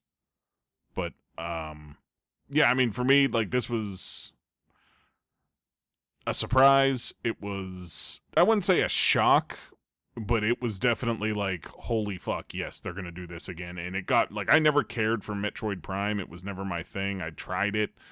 I just couldn't get into 3D Metroid like that. But 2D, I hope this is a continuing thing, that we don't just get this one and wait another 10 years or 20 years or some shit again. But also, hopefully it's good. You know what I mean? Like, it's something they haven't done in 19 years, so I'm assuming it's not the same team that made the last few. So I hope this one is just as good as its predecessors, because it's a high bar to live up to. It's kind of like Symphony of the Night, Castlevania, same kind of thing, has not lived up to that game since that. So it's a very high bar to try and meet. Did you watch any of the Playhouse gameplay? No, I did not. I just watched like the trailer stuff. Over a half hour of gameplay, and it looked fucking sweet. You can slide now. It was fucking awesome. I saw the slides in the trailer. That was very cool. Yeah. They had it with the boss where you like needed to slide the boss because the boss could like switch which way their weak point was and stuff, which was cool. Okay. And then like as you are damaging the boss and like get through the stages of it, the level you were in fighting the boss like changed to let you use your other abilities you had picked up earlier in the game to like keep letting you build on that. It looked really cool and looked like a lot of fun. I'm really excited for this, and I really love the suits Thomas is in. That rainbow fucking color thing. Yeah, it looked pretty fucking cool. Ian, do you have to get a Switch for this one? Yeah. Well, that and another game I'll be talking about later. Ooh, okay. Oh man, I got 2 other Switch games on my list, and I know Brian's about to hit the other game I have on my list. Ruh-roh. Am I? I mean, I'm assuming you're going to talk about this at some point. I'm trying to hold off some of them to try to get. I don't know if you have backups ready, but I have a couple that I can hit. When you want to talk about Halo, you go right for it. I'm just leaving it to you. Well, that's what I mean. If you want it, it's yours, because I have you other have stuff more I can notes talk on about. it than I do. That's why I'm leaving it to you. Not They're making Halo? many. Yeah. Welcome back, Mr. Halo. All right. Anything else for Metroid?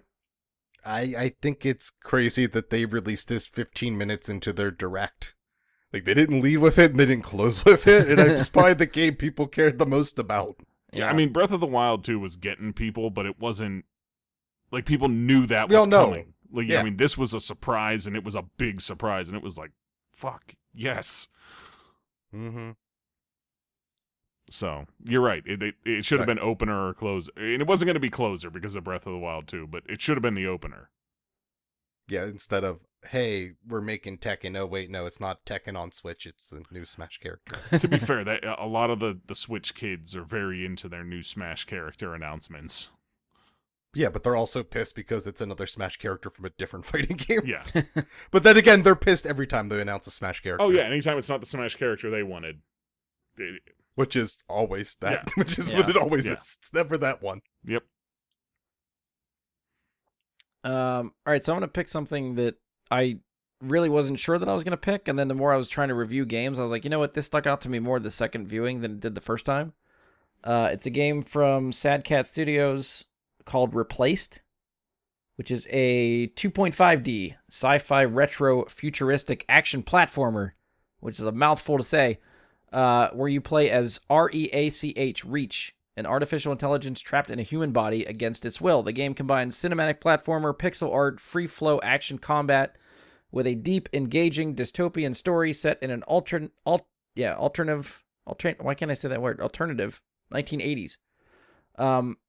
The gameplay for it looked 16-bitish, like it's got that pixel art style to it, which was unique. It feels Blade Runner-y, which is just kind of cool for that kind of art style.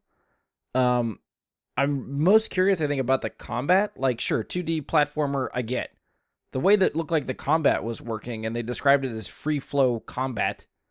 When I think of free-flow combat, I think of, like, the Arkham series for Batman. Like, that's, to me, free-flow combat. How do you do that in a 2D platformer? Like, I really just want to see how that plays. The game is due to come out sometime in 2022. That's all we got. It is hitting Xbox Game Pass, so I will definitely check it out when it releases, whenever that is. But it was unique enough that it stuck with me, and I was like, you know what, that does look pretty sweet, and it's not something I would typically play, but I am curious enough that I want to try it really bad. So did they have any, like, shots of the combat happening, or no? Is that just what they called it? Yes. So Yeah. was it? I didn't actually see any of, like, the extended or deep on this. I saw a little It was just bits. the one trailer that I saw. Was there It's in the trailer. any bits of it that looked like My Friend Pedro? Have you played? I haven't played that. Okay. So I don't know. But there looked like some sort of like blocking and parrying attacks to it. So it's all Like, melee? there was a little bit of that, but there was one where you almost looked like the person did like a finisher where he blocked somebody, smacked him to the ground, pulled out a gun and like headshotted him while he was on the ground. Okay. And it might have been that point of the trailer where he starts to get surrounded, like other enemies are coming from both sides of the screen, and I don't know if you're supposed to fight them after that. Like the combat looks a lot more in-depth than I would expect for a 2D platformer. Okay. So I'm just curious what kind of button presses they're doing to make it look like you're doing cool shit. Yeah. So is it going to be very complicated or easy enough to pick up and figure out that you're just going to be looking cool doing whatever you want to do? Okay, yeah, that sounds nothing like what I was thinking. Like, when you said, like, free-flowing combat, I was thinking, like, the way it sounded to me was, like, My Friend Pedro is, like, it's a shooter, but it's an action Okay. platformer. So, but it's, like, it's definitely free-flowing, but it's not, like, it's a pure shooter. Like, there is no melees and close quarters. It's all shooting. So yeah, I was just trying to envision it, but my vision's way off. Well, here, I'll throw the trailer in chat. If Ian knows what I'm talking about and wants to chime in, that'll give you time to review the trailer real quick. It kind of honestly looks like a Metroidvania game. Like It does you know, a little bit, yeah. So maybe it's I'm got leaning that towards shooting that and style stuff. without really realizing we're going into that style. I mean, I like cyberpunk stuff a lot. I've mentioned that on various platforms I have appeared on. I think it's my favorite genre. I love the game Cyberpunk. You may have heard of it. It's an Yep. amazing game. Yep. And yeah, this looked really cool. I'm fine with, like, we just talked about Metroid from Metroidvania, and I like those kind of style games. It's something I want to check out. That finishing move you talked about, I was really curious if that was how they showed it in the trailer, it wasn't like really a setup to it. Like it could have been a cutscene kind of thing. So I don't know if that was an active thing he forced, which he could easily could be, but it looked really cool how they did it. This game seems like I want to check it out. I want to play it. It's really cool. It's one of those things where we talked about this a little in the pre-show. I don't know if it'll make the cut, but Game Pass is bringing out like so many things for a lot of gamers to try that they might not have picked up before. And I think this is one of them for like a lot of people that just wouldn't try these type of, 2D games like this. And it looks really cool. I'm curious how the combat evolves, because there was like a little melee stuff, there was shooting, and the look of it, it's just a very dark game. It's like a lot of blacks. You're gonna have to check the black level of your TV and make sure you get that true depth of color. I thought it looks really cool.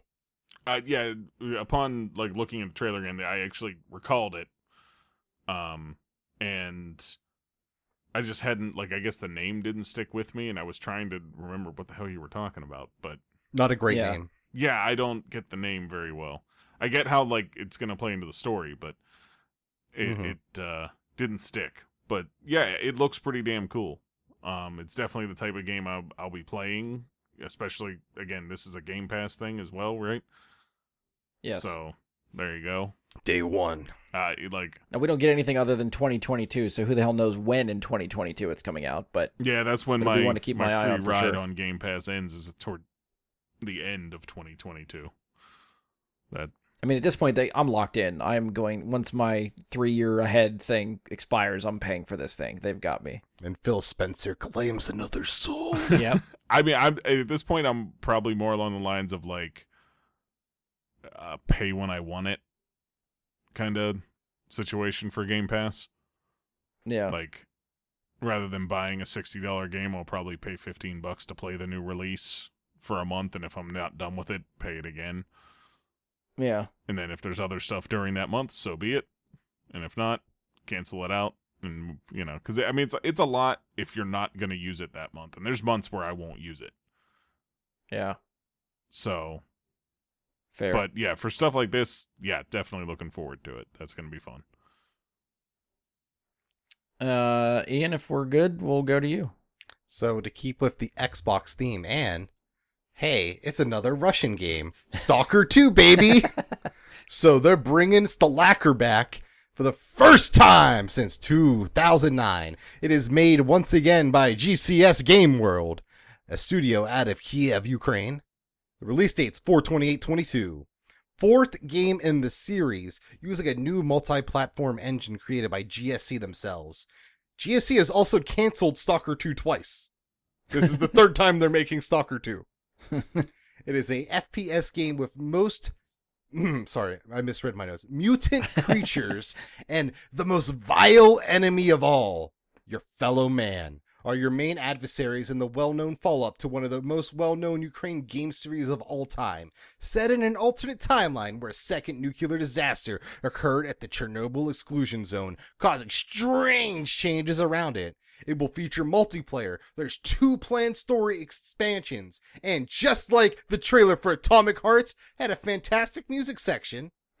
And once again, our antagonist appears they want to free the zone because the zone is given so much back to him. The zone is obviously the Chernobyl exclusion zone where you're not supposed to enter, but that's where these stalkers make their money. It had a very cool FPS gameplay trailer showing off some cool abilities, and also, hey, the shooty parts work.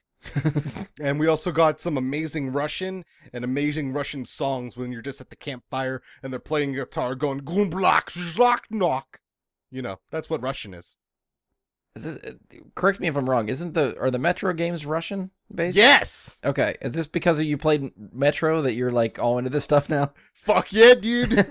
Metro's where it's at. Russian games are where it's at. Fuck yeah, Ukraine games with Russian dialogue. I'm all about it. Yeah. I was interested in the Stalker series back when they originally came out. Like I said, the most recent one was 2009. The first one was in 2006. I tried playing the first one, and I don't think I had a good time with it. I just wasn't sure what I was doing, maybe. But I've, you won't believe this, guys. I've aged a lot since 2006. So I'm a different gamer now. So I don't know if I'll go back to them because I'm kind of a graphics whore. But I I think nowadays, not just playing Metro, because they're different games. Obviously, there's that influence, the Ruskiness of it. But I think I'm going to enjoy this. It seems like really fun, and Cyberpunk's up there with me. Nuclear Apocalypse, Mad Max. I'm about that shit, so I'm about this game. Like I said, it's gonna have multiplayer. I'm gonna see what that's like. They have special editions already up for pre-order where you can get weapon skins for your multiplayer character. So we'll see what it's like. I'm gonna try it out, and I think I'm gonna have fun doing it. I think I'm gonna have fun doing it. Was that a Game Pass game too? I believe so. Okay. So but I don't know if it was day one. Are you confident in their ability to finish this game this time?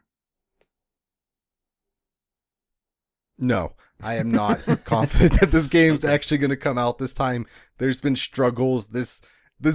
Stalker 2 was also canceled by a third studio that was starting to make it and was actually just a grift.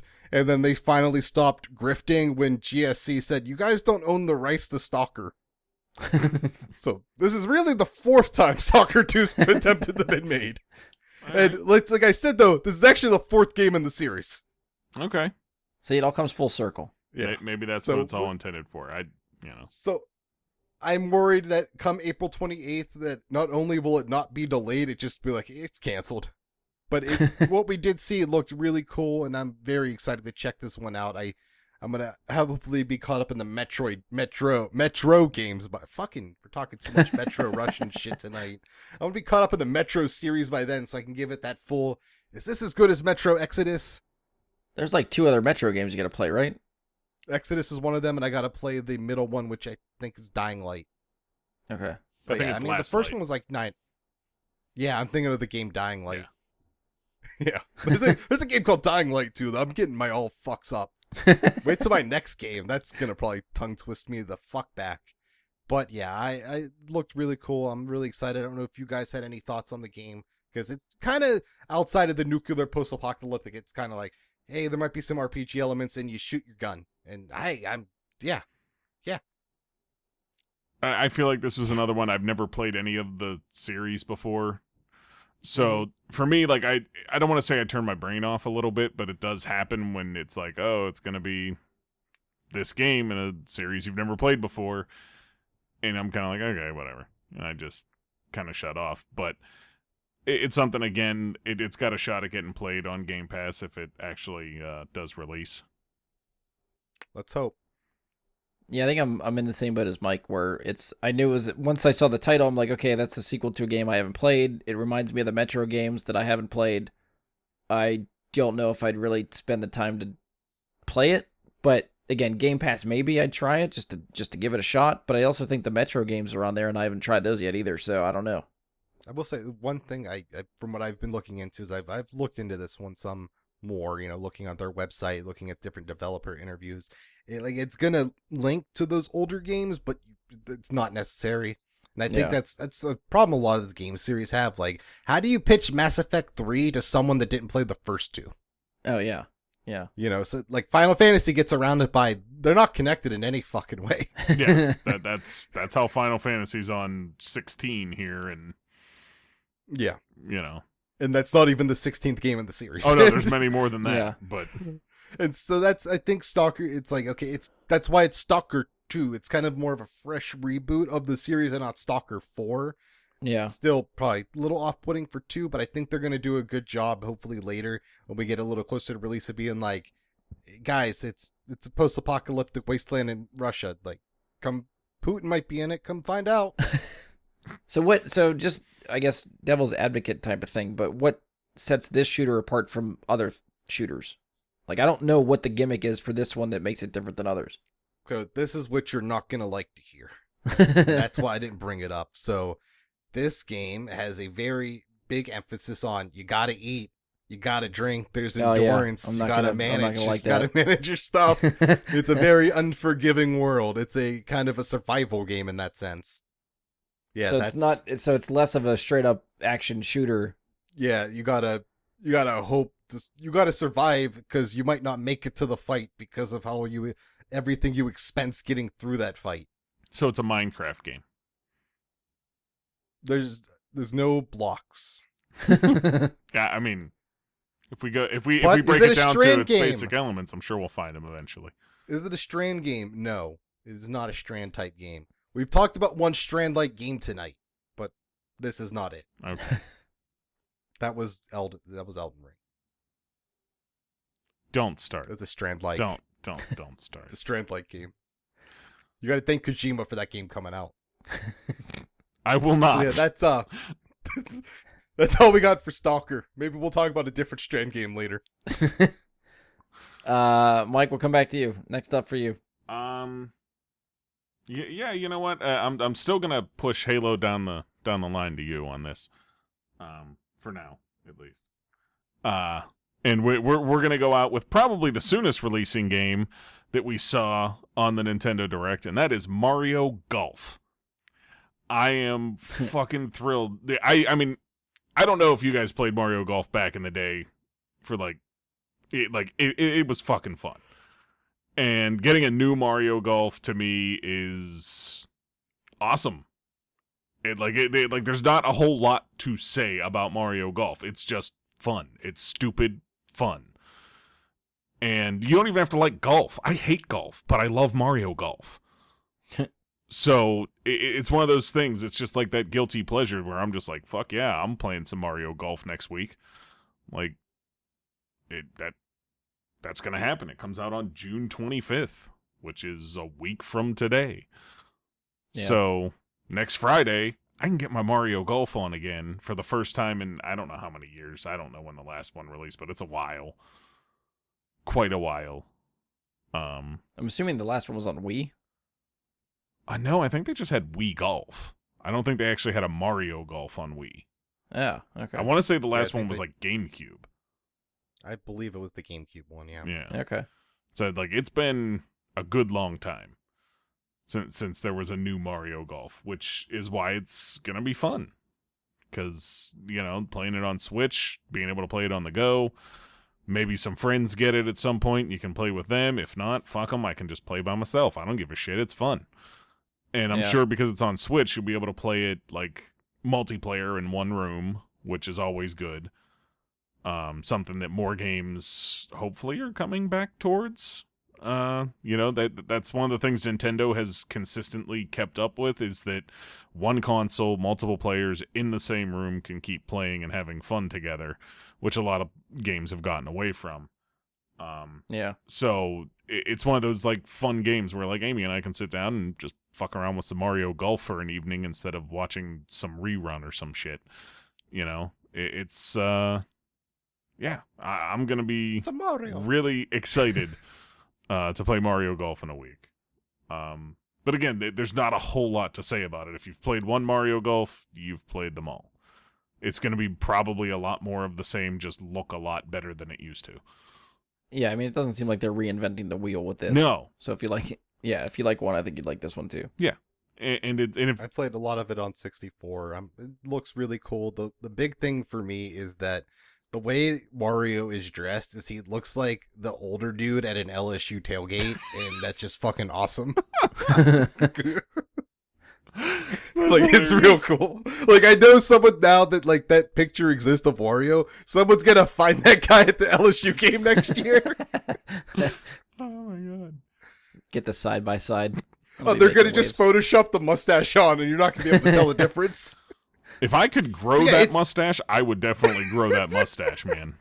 One that you could like just grow it here, but then wax it so that because it has to stick off of your face, Because Wario's mustache is not attached to his face; it sits out from it, so it's like whiskers almost. It's weird, but I would grow that if I could. I can't, but if I could, I would go for that. This might be the most important golf game to release this millennium ever. I mean, since the original. Well, I mean, maybe Craig Stadler had a golf game back in the day that was true, or maybe Golf with Friends. I think that's probably a mobile game. Probably. I don't do mobile games, but yeah, I can't wait. It's gonna be fun. Yeah, it's probably one I'll try to get eventually too. I probably won't get it next week, but at some point. I would like to see what they do, like with different, if they do more like power up stuff, and what they if they bring stuff in from like Odyssey and stuff, like, you know, because I think they like to include elements from their recent games in these. And I'm also curious, like, of how big the Smash roster, the Mario Party roster have gotten, just how many playable characters that will be in this. Well, I feel like Mario Party actually got smaller this time than it was on the last couple for the Wii. You could see that, yeah.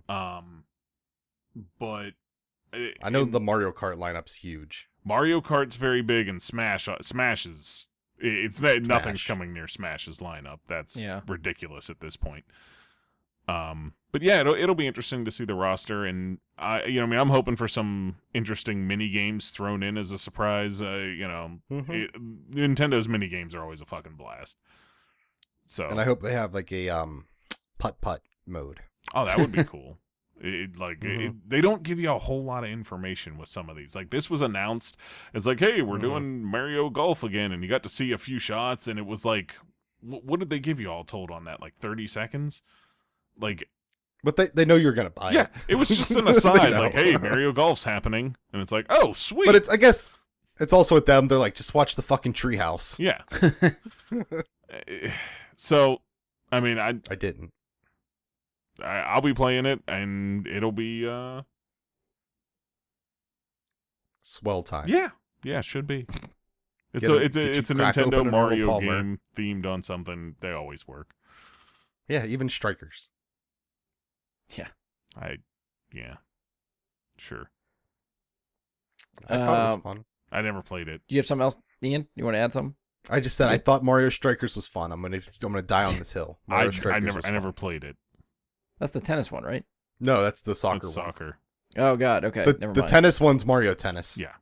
I could have sworn they called it something else before, but no. Okay. Yeah, the only one that's not just what it is the soccer one. Okay. All the other ones are Mario thing. Bryce said they didn't want to call it soccer for like international audiences because football is too confusing. And they couldn't have two names. Yeah. Yeah. What do they think this is? Resident Evil? All right. I guess we'll move on to my next one. I'm still going to hold off on Halo just in case Mike wants to take it. I'm like it's not on my list, but I might put it on just because I'm waiting for this to happen. I've got one more. If Ian doesn't take the one that's not Halo, then you're getting it. Yeah, we'll see. I'm going to go for, looking at my list, I'm going to go for something that's due out summer 2022 from Bethesda's Arcane Studios. This is Redfall. Arcane Studios did Prey, Dishonored. They still have Deathloop upcoming, which hasn't released yet. This game will also be hitting Game Pass. This is a vampire-infested open-world first-person shooter with 4-player co-op support. All we got was a CG trailer for this, but that was enough for me. It looks like the characters you can play as have some sort of different abilities to use. I'm expecting something Left 4 Dead-esque, but with vampires. Although I guess Left 4 Dead doesn't really have like the abilities for characters. That's just survive the world and make your way through. Mm-hmm. So I don't know if this is going to be as linear as that. No, open world. So it's got to be more to it than that, a little bit more freedom. But even just the characters having abilities looks different.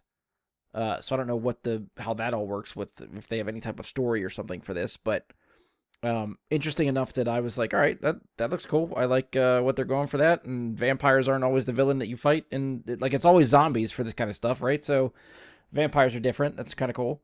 So yeah, I'll give that a shot, especially on Game Pass. What the hell? So that's where I'm at for that one.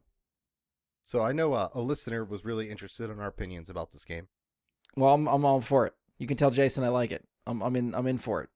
So my only concern was like, okay, so this is just Back 4 Blood with vampires, so same real concept, and the trailer looked kind of cool. I've just never been super into the ones where I feel like I'm necessitated to have a team to have fun. Yeah. And that's what this seems like. I need 4 players. I could probably, this one, what I'm hearing right now, maybe I could scrounge up 4, but I don't like it when I'm required because I don't want to play with randoms. They suck. Yeah. Well, that's why the Game Pass thing is clutch. Mm-hmm. Like, this is not a game I could probably convince friends to buy. But yeah. I know enough people that have Game Pass that's like, hey, do you want to try this? Sure, I'll download it for free and play it. I mean, out of the two, I think I'd like Back 4 Blood's trailer more. I don't know if that's just because it was more traditional for that type of game. I mean, to be fair, that was also on my list, but I figured that was a little bit more obvious as far as like what that game is, and this True. one to me stood out as being at least a little bit different. That I was curious because my other issue with these kind of games is locking you into that character. Like, that's the nerd one. This is the guy that measures fucking vampire skeletons. yeah, You know? And it's my issue. I don't want to be the nerd every time, you know? Because he has the cool ability that I like that lets me, like, drink blood back or some bullshit, you know? yeah. So I'm curious what they do with it. There has to be more enemy variety than it's vampires because, you know, that's going to get old Oh real yeah, quick. yeah. So I'm curious what more we'll see about it. But I mean, it's something I would probably try, but it's not something that's like, oh shit, yeah. And then, is it just these 4 characters that you see in the trailer to play Yeah. as? Or are there going to be a bigger roster of characters to choose from with other abilities to try? Like, yeah, I want to see what's there. How many downloads does it have to get get converted into a live service game? It's a good point. I feel like if as soon as they start talking about season passes or something, you're a live service game. Yeah. Mhm. I mean, for me, I kind of agree with Ian. If I was going to play one or the other, I would probably go to Back for Blood before this one. But it's the same thing, kind of like the whole forced multiplayer thing. I'm kind of over it. And my future seems a lot of, more single player focused. I've done a lot of the multiplayer gaming, and it's like, it's good, but I'm looking for more story driven experiences for the most part in terms of that. But that's why I'm like, couch co-op sounds great because that's just fun with your friends, whereas trying to find the randoms is awful every time. Right. So yeah, I'm not really likely to play either one of them. So I did not pay a whole lot of attention to this one personally. Fair. But I cared more when I thought this was a new Masquerade game. Yeah, I think that's still coming, I was isn't gonna it? say there is a new Masquerade game, isn't there? There's 2. Yeah. Oh god. Yeah. Well, there's the full on RPG one, and then there's like the one that's more Telltale style. Oh right, yeah, okay. I saw that one. I didn't. Okay. I don't think the big full on RPG one was shown at all because they changed studios Oh, okay. like last okay. year or I gotcha. something. So it basically I think started over again. all right. Well, I guess that's it for that one. Ian, what's your next one? Oh god, this is the one I wrote the most about. From the makers of Nier Automata, Bayonetta, and the wonderful 101 comes Babylon's Fall to be announced. Closed beta signups are occurring right now. Application deadline is July 4th, 2021. The first test period will be late July. It's a third-person action RPG. It's a live service game coming to Sony consoles and PC. They specifically said Steam, but I feel like that's going to open up. It is 1 to 4 players. I just talked about forced multiplayer, but here I am. You continuously compete dungeon levels as you try to climb the Tower of Babylon. That's why it's called Babylon's Fall, because towers and you fall and there's a Tower of Babylon. Thanks for explaining the title. Appreciate it. You guys get that? So, what sets this hack and slash game apart from other hack and slash games? Battle actions become the trigger to activate skills and draw out your strongest power. So I actually got real in depth with this one. They had a 20-minute full on, like, here's gameplay and here's interviews with our developers. So a couple things that stood out to me from watching that. The character designer specifically said he tried to avoid anything too cartoony. He wanted the designs of the characters to look like they could exist in our world, like realistic body types and nothing with like, that wow, like, oh, my shoulder pauldrons are 12 feet tall. It wanted to be like, okay, I wouldn't be freaked. Like if I saw this at an oil painting, I would believe, oh, that's a real thing, right? That was one of the big things they did. And that's actually where they got their inspiration for the backgrounds and kind of the overall art style was Eastern European oil paintings. That's the tone they wanted to set. They even did that with the orchestral track. They wanted a heavy, solemn feel to evoke that painting, like, that medieval dark times where it's not easy. It's a hard time out there. So you have that, and then there's a couple of cool things with that traditional hack and slash model. They have different character builds you can create. You can create a build where you're mostly about evading attacks with pinpoint timing. The gameplay itself changes depending on your build. Every player has a Gideon coffin attached to your back. Guess what you can put on that coffin? 2 additional weapons. That's on top of the weapons you're already wielding. So you have weapons on your back that can also attack. And that's how you can multiply your build. So you could be on your back. You got staves casting magic where you got the sword up front. You're now a fucking battle wizard. Well, you want just fucking raw, unclenched power? 3 giant hammers. Let it ride. These additional weapons are swung freely independent of the player's current state. This allows for more diverse moves and combos. There are 5 weapon types. The coffin also has other powers that will let you, like, move more quickly, or you can help assist your allies with healing or more damage. They will have a website. This is something Destiny could have fucking done. They will have a website that will allow you to change your equipment and craft items and more while you're not actively playing the game. Now, I don't know if you guys remember, I believe it was called God's Fall. It was a launch game for PS5 made by Gearbox. It was also on Epic. The inventory system looked very similar to that, and by that I mean it worked. It's kind of reminiscent of Destiny's inventory system. It works at a level, but I hope it's a little more in-depth, because Destiny's you can get kind of lost in, I feel like, especially attaching different mods to different things. I'm sure Mike could speak to that if he wanted to talk about Destiny again. I don't know if he's over it or not. So, the other big thing is the character designer has worked on Blade Runner 2049 and the Fantastic Beasts films. So he's got like a lot of pedigree, and he's never worked, I believe this is his first video game he's worked on. Now, a little bit of the story. You start the game as a prisoner in a setting similar to like a Roman gladiator. You're put into the battle pits, and you have to fight for your freedom. You are a sentinel, someone with powers that could end up being godlike. Early in the game, you're forced into these events, but as you grow in power, you're able to get involved on your own behalf on the story. You're no longer forced because now you're powerful. So this will also feature time-limited seasonal events, challenges, different eventual challenges throughout the season because it's a live service game made by Square Enix. There'll be competitions who can climb the tower fastest. There's also a battle pass and microtransactions. Oh. But it looks really fucking cool. I really like the style of this one a lot. It did seem like you're not going to be forced into like the games we were just talking about into that co-op mode. Like you could do this on your own like God's Fall was and still have a good fun time with it. So this is definitely something I want to check out. I know this is going to hurt me because I believe they have not commented on crossplay yet, but since it's only Sony and PC, I'm losing some friends. Yeah.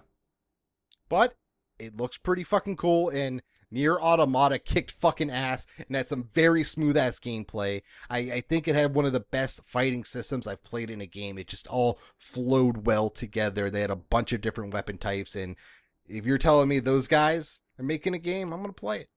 Yeah, I don't really know anything about this. I mean, your excitement for this kind of got me excited. I don't know. I probably won't even play it, but I'm kind of like, yeah, let's fucking go. Sign up for the beta with me. Let's do it, beta bros.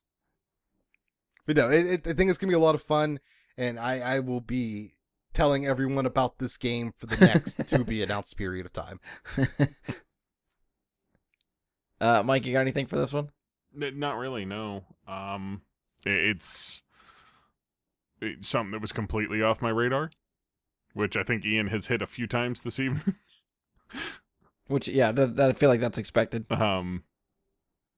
But, it's again, if there's an open free beta, maybe I'll look it up and give it a shot. There you go. You might have had some beta bros. Beta bros! There's a lot of betas out there coming up.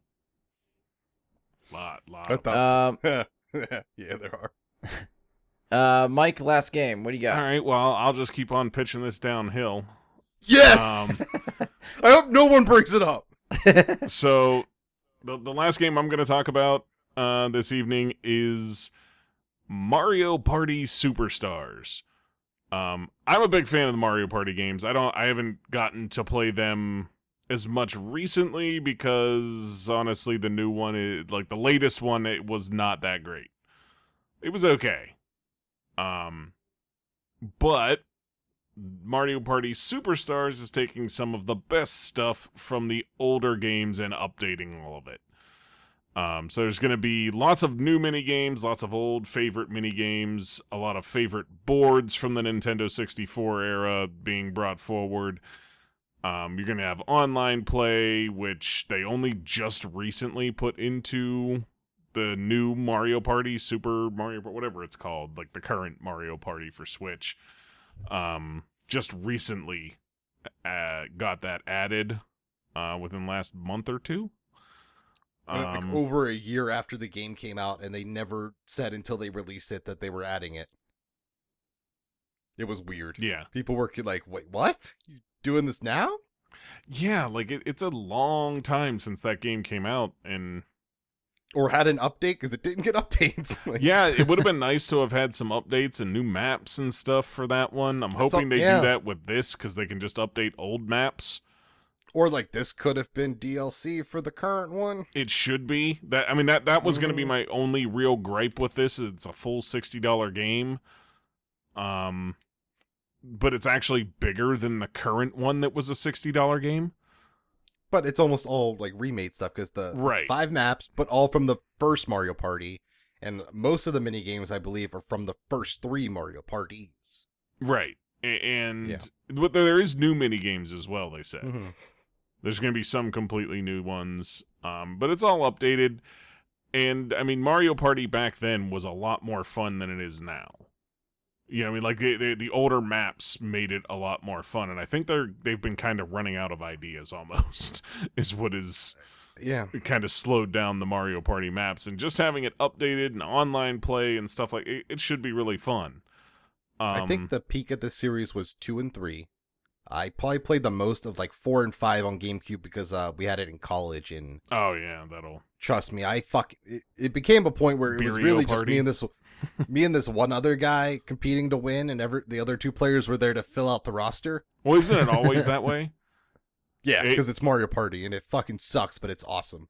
Well, I mean, like Mario Party, like I want to say it's like you can call it like crack hands. The person who can tap that fucking A button the fastest usually wins a lot of the mini games, because they base so many of the mini games based on those fast taps.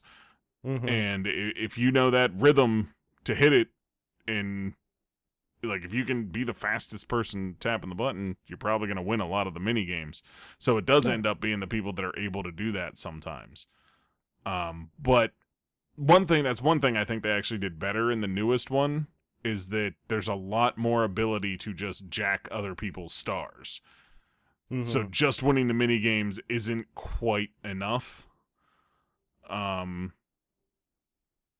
So like it's something I'm looking forward to, because I genuinely enjoy just sitting down and playing Mario Party, and it gives that option to be like, oh hey friends, you guys have Switch, why don't we just hop in and play some Mario Party for the hell of it?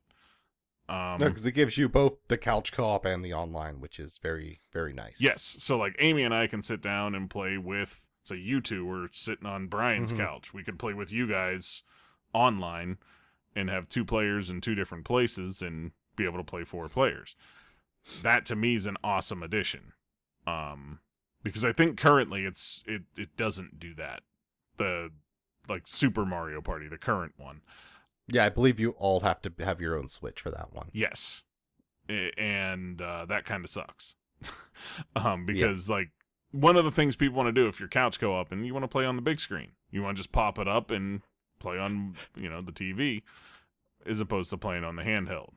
So it's nice that they're going to get that done. Yeah, so just all around, I think it's going to be a ton of fun to hop into some of the older Mario Party stuff again and give it a facelift. I think the price point's a little bit high, but other than that, I'm 100% behind it. Unfortunately, Nintendo game prices don't seem to ever go down. So this is one where if you want in on it, you're just going to have to fucking buy it, unfortunately. I feel like they just drop either a while later or just a little bit. Like you're not going to get, it's very rare for them to go like half off. Yeah. Like like you have to look for the GameStop deals. not the deals from Nintendo. Yeah. You got to look for Like GameStop that, the in Best Buy. yeah, like trade in 2 and you get an extra $40 towards Nintendo games or something. Buy 2, get 1 free stuff. Yeah. Yeah. That's the only way to really get a deal with the first party Nintendo games. Yeah. It could, like you might see them like drop to $10 off, where instead of 60 they're 50. And that's a big deal. Yeah, and that's about all you'll see. Like when I was just like looking up notes on this earlier, it was like, even though they just announced a whole new Mario Party coming, the Super Mario Party was still $45. And it's like, wow. Like, holy crap. But yeah. Yeah, I mean, I'm interested in this, but I don't know if I probably won't get it day one. I will probably end up waiting for this to get it. I will be the one holding out for that sale to try to grab it, probably. Yeah, like I said, with Nintendo, it's you're not going to get much off, but you can, like if you find that buy 2, get 1 kind of thing, you can scoop up a few that you've been looking forward to. Yeah. This, Mario Golf, and Tony Hawk. Okay.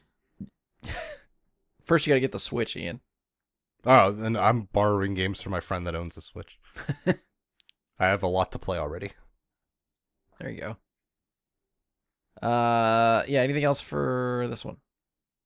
Not really. One thing I want to say is that it's been so long since I've played the original Mario Party, but seeing Peach's birthday cake in like technically HD graphics was really cool and really warmed up my cold, icy heart. And that's kind of what I mean. It's going to be nostalgia, but it's this stuff is from long enough ago that it's still going to work on that nostalgia button really well, and it's worth updating. Fair.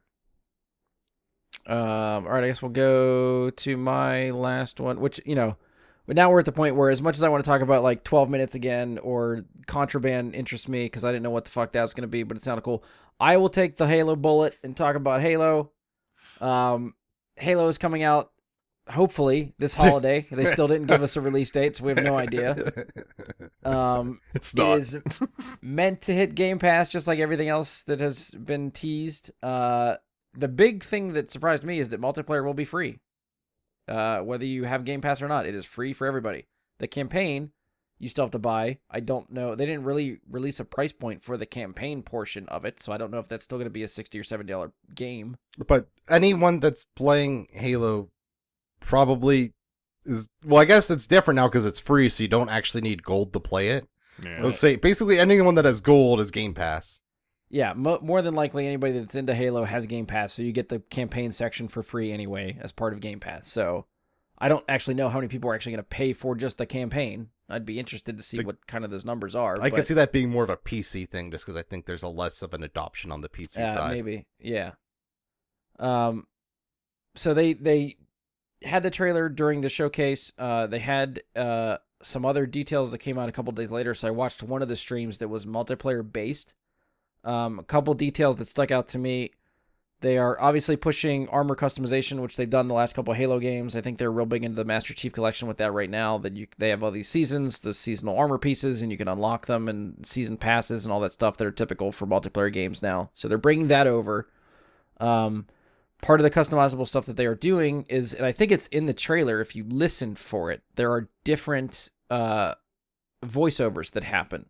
And at first I thought that was an announcer voice, but what it is I guess, like Cortana, you can pick a customizable AI voice for your character. So it's specific to you.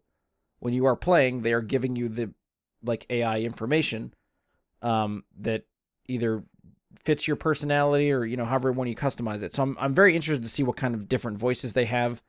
If they get any type of high profile voice actors to just voice a silly AI for some stupid reason, I think that'd be kind of cool. I was going to say Jeff Ramsey and Gus Sorolla or Bernie. Get them in from Red versus Blue. Yeah, that'd be cool. That would be for Sarge to be voicing my character. Yeah, just like you can get people that your they have SpongeBob on somebody's GPS or some shit. You could do that kind of stuff for an AI voice for your Spartan. That would be cool. That would be fun. I would pay money depending on who does the voices for that kind of stuff. That's something I would pay for. See what I want? I want the Quake 3 announcer. Maybe that's a thing. I don't know. It's what I possibilities need. are endless for me for this. Like, I don't know what they'll do. The other thing that I thought was interesting that is beneficial to me as being the person that has all these fucking season passes and like am grinding to get all these done before the season expires. They had said that they will have a season pass for the game. If you do not finish that season pass, it does not go away. It stays there until you complete it. So when the next season starts, you can get that pass also and have 2 of them like in the queue.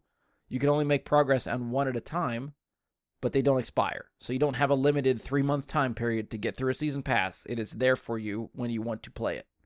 Okay. Which I think is very beneficial for just time to play. So it works more for, I guess like my play schedule. If I'm not playing it every day, I don't feel like I'm missing out on something. So I thought that was kind of cool. Other than that, I mean, it looks like Halo. Like if you've played Halo multiplayer, it looks the same. It's been probably a couple years now since I've played a Halo multiplayer, so it will probably take a little bit for me to get used to. But Halo multiplayer is, the bread and butter of first-person shooters for me. Like growing up with Xbox and Halo 2, LAN parties with that stuff. That is this pure nostalgia for me. You don't get that type of feeling really anymore because we don't really do LAN parties anymore. It's gone onto the online space for that kind of stuff. And I don't know if I could get, all the people that used to play that back in the day to play that again currently. But still, some of my best multiplayer first-person shooter memories are with Halo. Halo has a special place in my heart. I will be playing the campaign. I don't remember what the hell happened the last 2 games, but I remember wanting to know what comes next. So I will probably be diving into that as well. Yeah, I don't know. Without really playing the multiplayer, like I know they're changing stuff up. I don't know how it's gonna feel compared to others. Like if you go back and play Master Chief Collection and some of the old Halos, they feel weird compared to modern day first-person shooters. Halo 5 found a nice sweet spot, I felt like there was a sprint that you could do. They might have did that in Halo 4, but like Halo 5, I remember being able to sprint in multiplayer, which is completely different from old Halos. There's no sprint, which feels fucking weird now. And yeah, so just modernizing the controls and that kind of stuff feels good now. So if they bring that into modern Halo and keep that going, I think that'd be really good. I think I can get into that. I mean, I recently replayed the first 3 on like the Master Chief Collection, and honestly, it still felt good though. Yeah, there's nothing wrong. It's Like, just the speed aspect of it. Like it feels slow compared to other shooters right now. Yeah, but I don't know, to me, in a good way. It still feels good. Like, and the weird thing for me, at least in Halo 1, and also 2, I think by the time 3 came around, I feel like you could aim down sights on a few guns. But, like, Yeah. other than a heavy scope on, like, the Magnum and the sniper rifle, you didn't ADS in those games. Everything was a hip fire. Yeah. And that felt weird. The movement didn't feel terribly weird for me. Okay. It was the amount of times that I'm trying to ADS when I'm playing those games is Just keep chucking grenades everywhere. yeah. It's just like, damn it. Because left triggers your grenade button, right? Yeah. I think I swapped those because on the PC version you can like fully map everything. Yeah, like you can map everything. I just mapped it to Destiny buttons. Gotcha. So it was bumpers for like grenade and melee and stuff. But 4 I played. 5 I have not yet actually played the campaign. I played a bit of multiplayer in 5, but I never touched the campaign, and I need to. I guess before I play this, that's something I should do. Yeah. I like the campaigns. The campaigns are good. I just think 4 and 5 story, it's been a while since I played them, that they kind of just blend together for me. I remember bits and pieces, but they're not fresh in my mind. Yeah, that's fair. I mean, like, the first Halo, I still think has one of the best campaigns ever. And Halo 2. Halo 2's is really awesome, too. Yeah. Yeah, the first 2 of them are in Reach, honestly, was a great campaign. Oh, yeah, too. yeah. Reach is good, yeah. And for anyone that hasn't played ODST, if you are a fan of Firefly, I think you owe it to yourself to play ODST, because 3 of the main cast members of Firefly voice over those characters in ODST, which is just fucking great. Yeah, in this case for Infinite, I mean, I'll definitely play the story, and multiplayer will be there. I guess it'll depend on when it releases, because I feel like if this comes out alongside Battlefield, I don't know what's gonna win out most of my time. Like, it might end up kind of a Free split. one. What? If I I said the free one. Yeah. if I was guessing, I'd ballpark November. I don't know if they'd push it all the way to December. October seems too early. November, I think, is the sweet holiday spot. Well, we didn't bring it up, but I believe why it's like this is I don't believe Halo campaign will be ready this calendar year. I don't think it's coming out this calendar year. So that's why they're Okay, so splitting they it up and release- making they're going to release the multiplayer only this holiday season to get you ready, because I don't think this campaign's done. I don't think it's ready. That would make sense. I'd I'd be buy actually that. perfectly fine with that, too. Yeah, I think a lot of people would be, because I think if you look at the rates, like less than 30% of your players ever finish the story. In most Yeah. games, that's true, yeah. Yeah. Like there's like a lot of games. Like there's some obviously like a fully single player only game that's probably a little higher. But even those people just stop playing them after 5 hours, 3 hours sometimes, never go back. Not because they didn't like it. Just shit happens, life happens. Well, I mean, So I that's your general gaming populace, is more casual players spend most of the Mhm. money on games that don't put in the time to finish games because they don't have the time to put in that time. But they still like to play games occasionally. I do think so. I'm excited for this. I cut my teeth on Halo 2. That might be my most played game ever, possibly. Probably not, because Skyrim mods. But that was mostly, hey, is this game crashing yet? Let's put more mods in. But so I played. This is probably is easily my most played game on the Xbox. I don't remember when we got broadband internet. That's a fucking word I haven't said in a long time. When we got DSL, but like I needed it for Halo 2. I was so hyped for Halo 2. I didn't even own an Xbox when it came out, but I thought about going out and buying a copy of it just to have it. I had LAN parties with this game. This was one of like this is probably what solidified me is like playing shooter games. Like it's very important franchise to me, I guess. I didn't play 5 because I was off the Xbox train by then. And I just haven't gotten the Master Chief Collection to go back and do all of that. I might do that at some point. I think I got a lot of time. Like I said, I don't think this campaign comes out this year.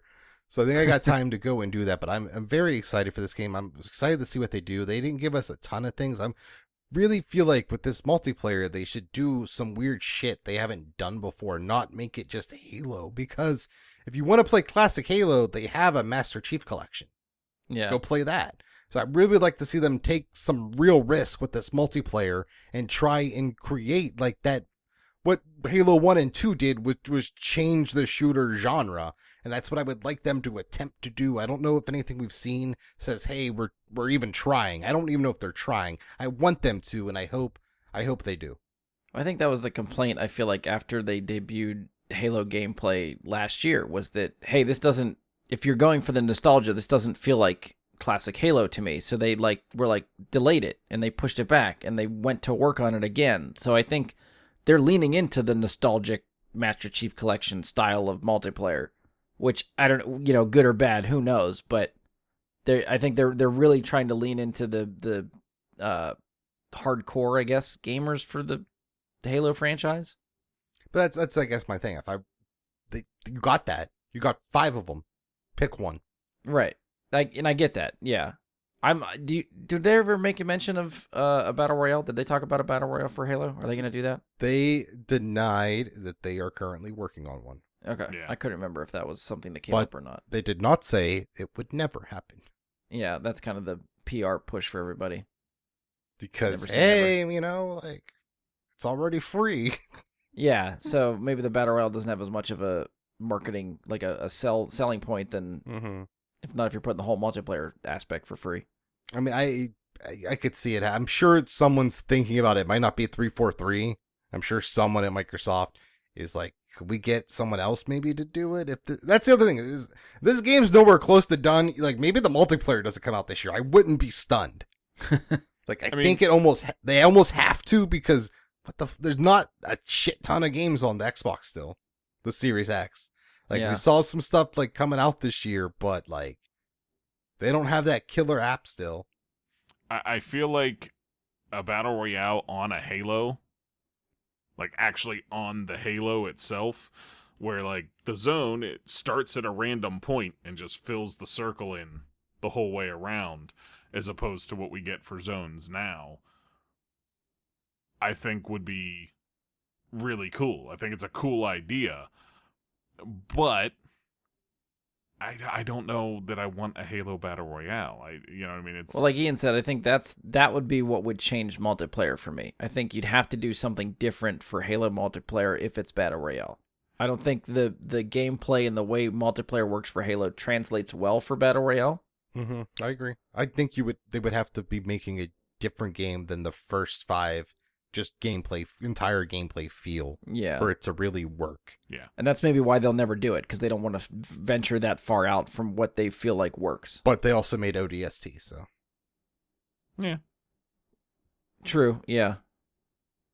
And they And make Halo Gears Wars. Tactics out of, I mean, What about the Funko Gears game?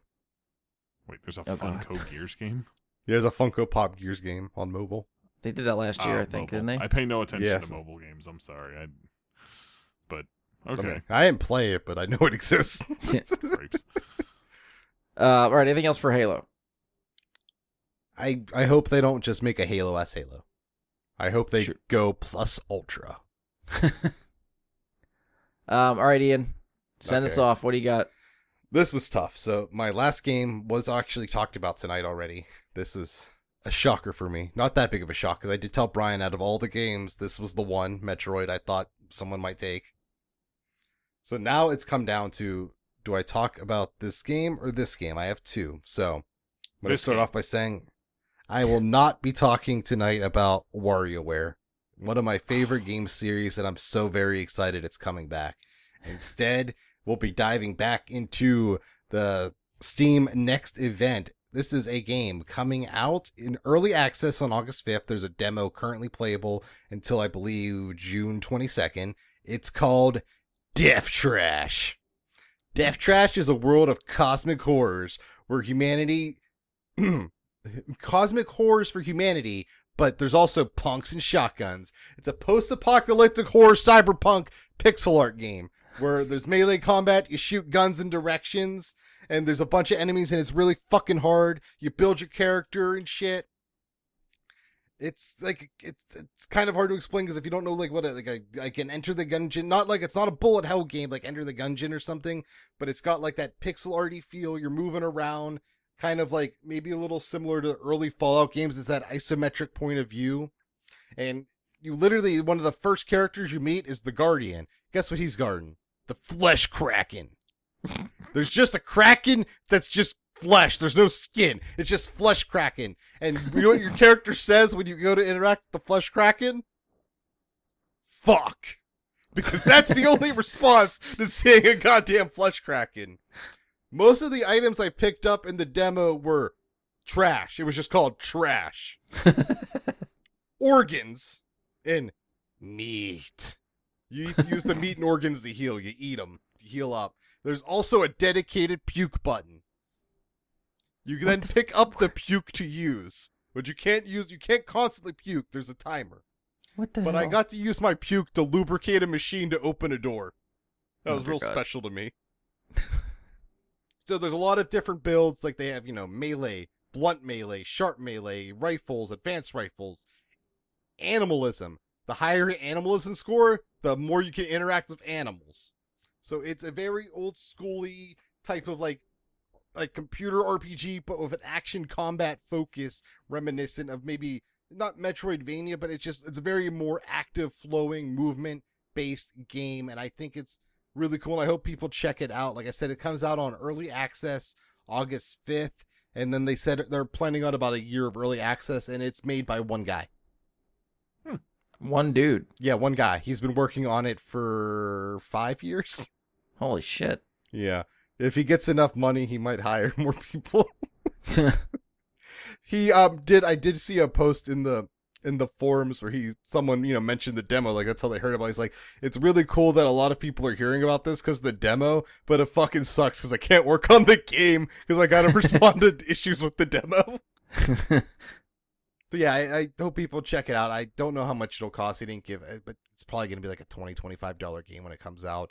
I don't know if I'll buy it real quick because early access games are weird for me. I really only get them if it's a genre there's not a lot of games of. Death Trash is a genre. I think there's a lot of different types of things like this. So I stick to very niche ones where like League of Maidens, they need to finish League of Maidens. So it's also why I didn't get Baldur's Gate 3. I'm like, yeah, they're going to make it. They don't need me. This guy might need me, so this one I might pick up in early access, but not play till launch. I know some people did that with like Hades. Like they're like, okay, I think this is a really cool concept and stuff, but I gotta wait. I want to experience that when it's done. So I think it's cool. There's going to be crafting system. There's worms you can pick up. There's stealth, and there's dialogue. What more could you ask for? They got puking. Yeah, that sounds like it's right up your alley. Yeah. Did you have this on your list, Brian? No. Had no idea this existed. Oh, no idea there was a dedicated puke button. And there's local co-op. Oh, see, you just sold me there. Yeah. There's no online co-op. I'm back out again. He might do it, but Steam Remote Play might be possible. So I think it's really fun. I hope people check it out. There's a group on Twitch called Nextlander. They played this for like a half hour. If you just want to see someone play it, you could probably find other people that have played it on Twitch or YouTube too, because they're okay with you streaming it. Mike, was this on your radar too? Totally. This was No, one A. I haven't heard. 1A of was people Elden about Ring. This was now. 1B. Death Trash. That's such a cool ass name. But I'm glad I talked about Metroid so that we could get to this. The one thing I promised Brian when I said, okay, can I talk about games that weren't at like the big stuff? And he's like, sure. Because I promised no 18 plus anime games. And I fulfilled that promise. Yep. Good. Well done. Death Trash. You know what? I'm glad you did Proud that. I of you. didn't want to hear about the 18 plus anime games because I have accidentally had my adult content filter off on Steam once, and I regretted it. You got to see League of Maidens though, so. That was tame it compared was. to a lot of the crap that's out there on Steam with the adult content filter off. If you have any questions, hit me up on Twitter. I'll send you some links. Yeah, he knows all the down and dirty stuff on Steam. All right, anything else to cap off? I think that's it. I was surprised how much stuff's coming out this year. I thought with the pandemic, nothing was coming out this year. Yeah, hats off to the devs for Yeah. working through all this shit and being able to give us more stuff this year. Hopefully there's not too bad of a crunch for everyone. Yeah, seriously. I feel like a lot of stuff didn't come out last year, and it took longer to produce, and so we're getting a little bit of a plethora this year. Mm. Yeah. With everything. I mean, video games, movies, TV shows. It feels very inundated I know. right now, where it's almost too much to take in. Yeah. I do know some of the worry too is that like not next year even, but like after that we might have a mini drought because pre-production for stuff just wasn't able to happen with remote work. So that's going to be interesting to see if maybe we just find more indie gems like Death Trash. I mean, Ian will be the one championing them for us, for sure. You'll be able to hear it from him. Follow him on Twitter. I'm sure I'll be tweeting about him all over the place. At Mr. No Sleepy. I think. I don't know what my ad is anymore. Changing it too much. I think that's right currently. We'll see if It you might change not be right next when week. this drops, though. We'll find out. Yeah, we'll find out. All right, well, I guess that's where we'll end this one, now that we've talked for probably a good 2.5 hours, which, seems on par, I think, for E3-ish type of stuff. Even giving 5 apiece, we still end up going 2 hours, over 2 hours. I mean, a lot happens. Yeah. Yeah, we're still trying to play catch-up, I feel like, from all the stuff that came out. And there's going to be more. Like, Summer Game Fest is still going on. EA Play is in July. I know there's other smaller events coming up in between there and stuff like that, so... Yeah, we'll see if we reconvene for Gamescom or something, if anything big happens at Gamescom. But Keeley did say there's going to be several new games announced at Gamescom, so. yeah, so we got a couple months to go for that. See what happens. See if any are good. Death Trash 2. Or big. All right. Well, that's it for us. If you've enjoyed the show, please support us. Leave a 5-star rating and review. Be sure to give us a share on social media. You can follow or subscribe to the show to keep up with us. We're on Spotify, iTunes, Google, Anchor, Stitcher. Hopefully anywhere you find a podcast, you can find us. As always, you can find us on Facebook. Search Bry Guy into Super Friends or go to facebook.com/BryGuySuperFriends. You can leave us questions, comments, topic suggestions, any of that stuff there. Try to email us, bryguysuperfriends@gmail.com. It's been a couple months since I checked it, but there's probably nothing there. Hit us up on Twitter at BGSuperFriends. Feel free to give me the follow on Twitch at Jedi Bry Guy. That's Jedi with an I, Bry with a Y. If we did go live for a podcast, we'll do it there. If you want to catch me streaming some stuff, I'll do it there. And that's it for us. On behalf of Ian, Mike, and myself, thank you for listening, and we will talk to you next time. Bye-bye. Death Stranding Director's Cut.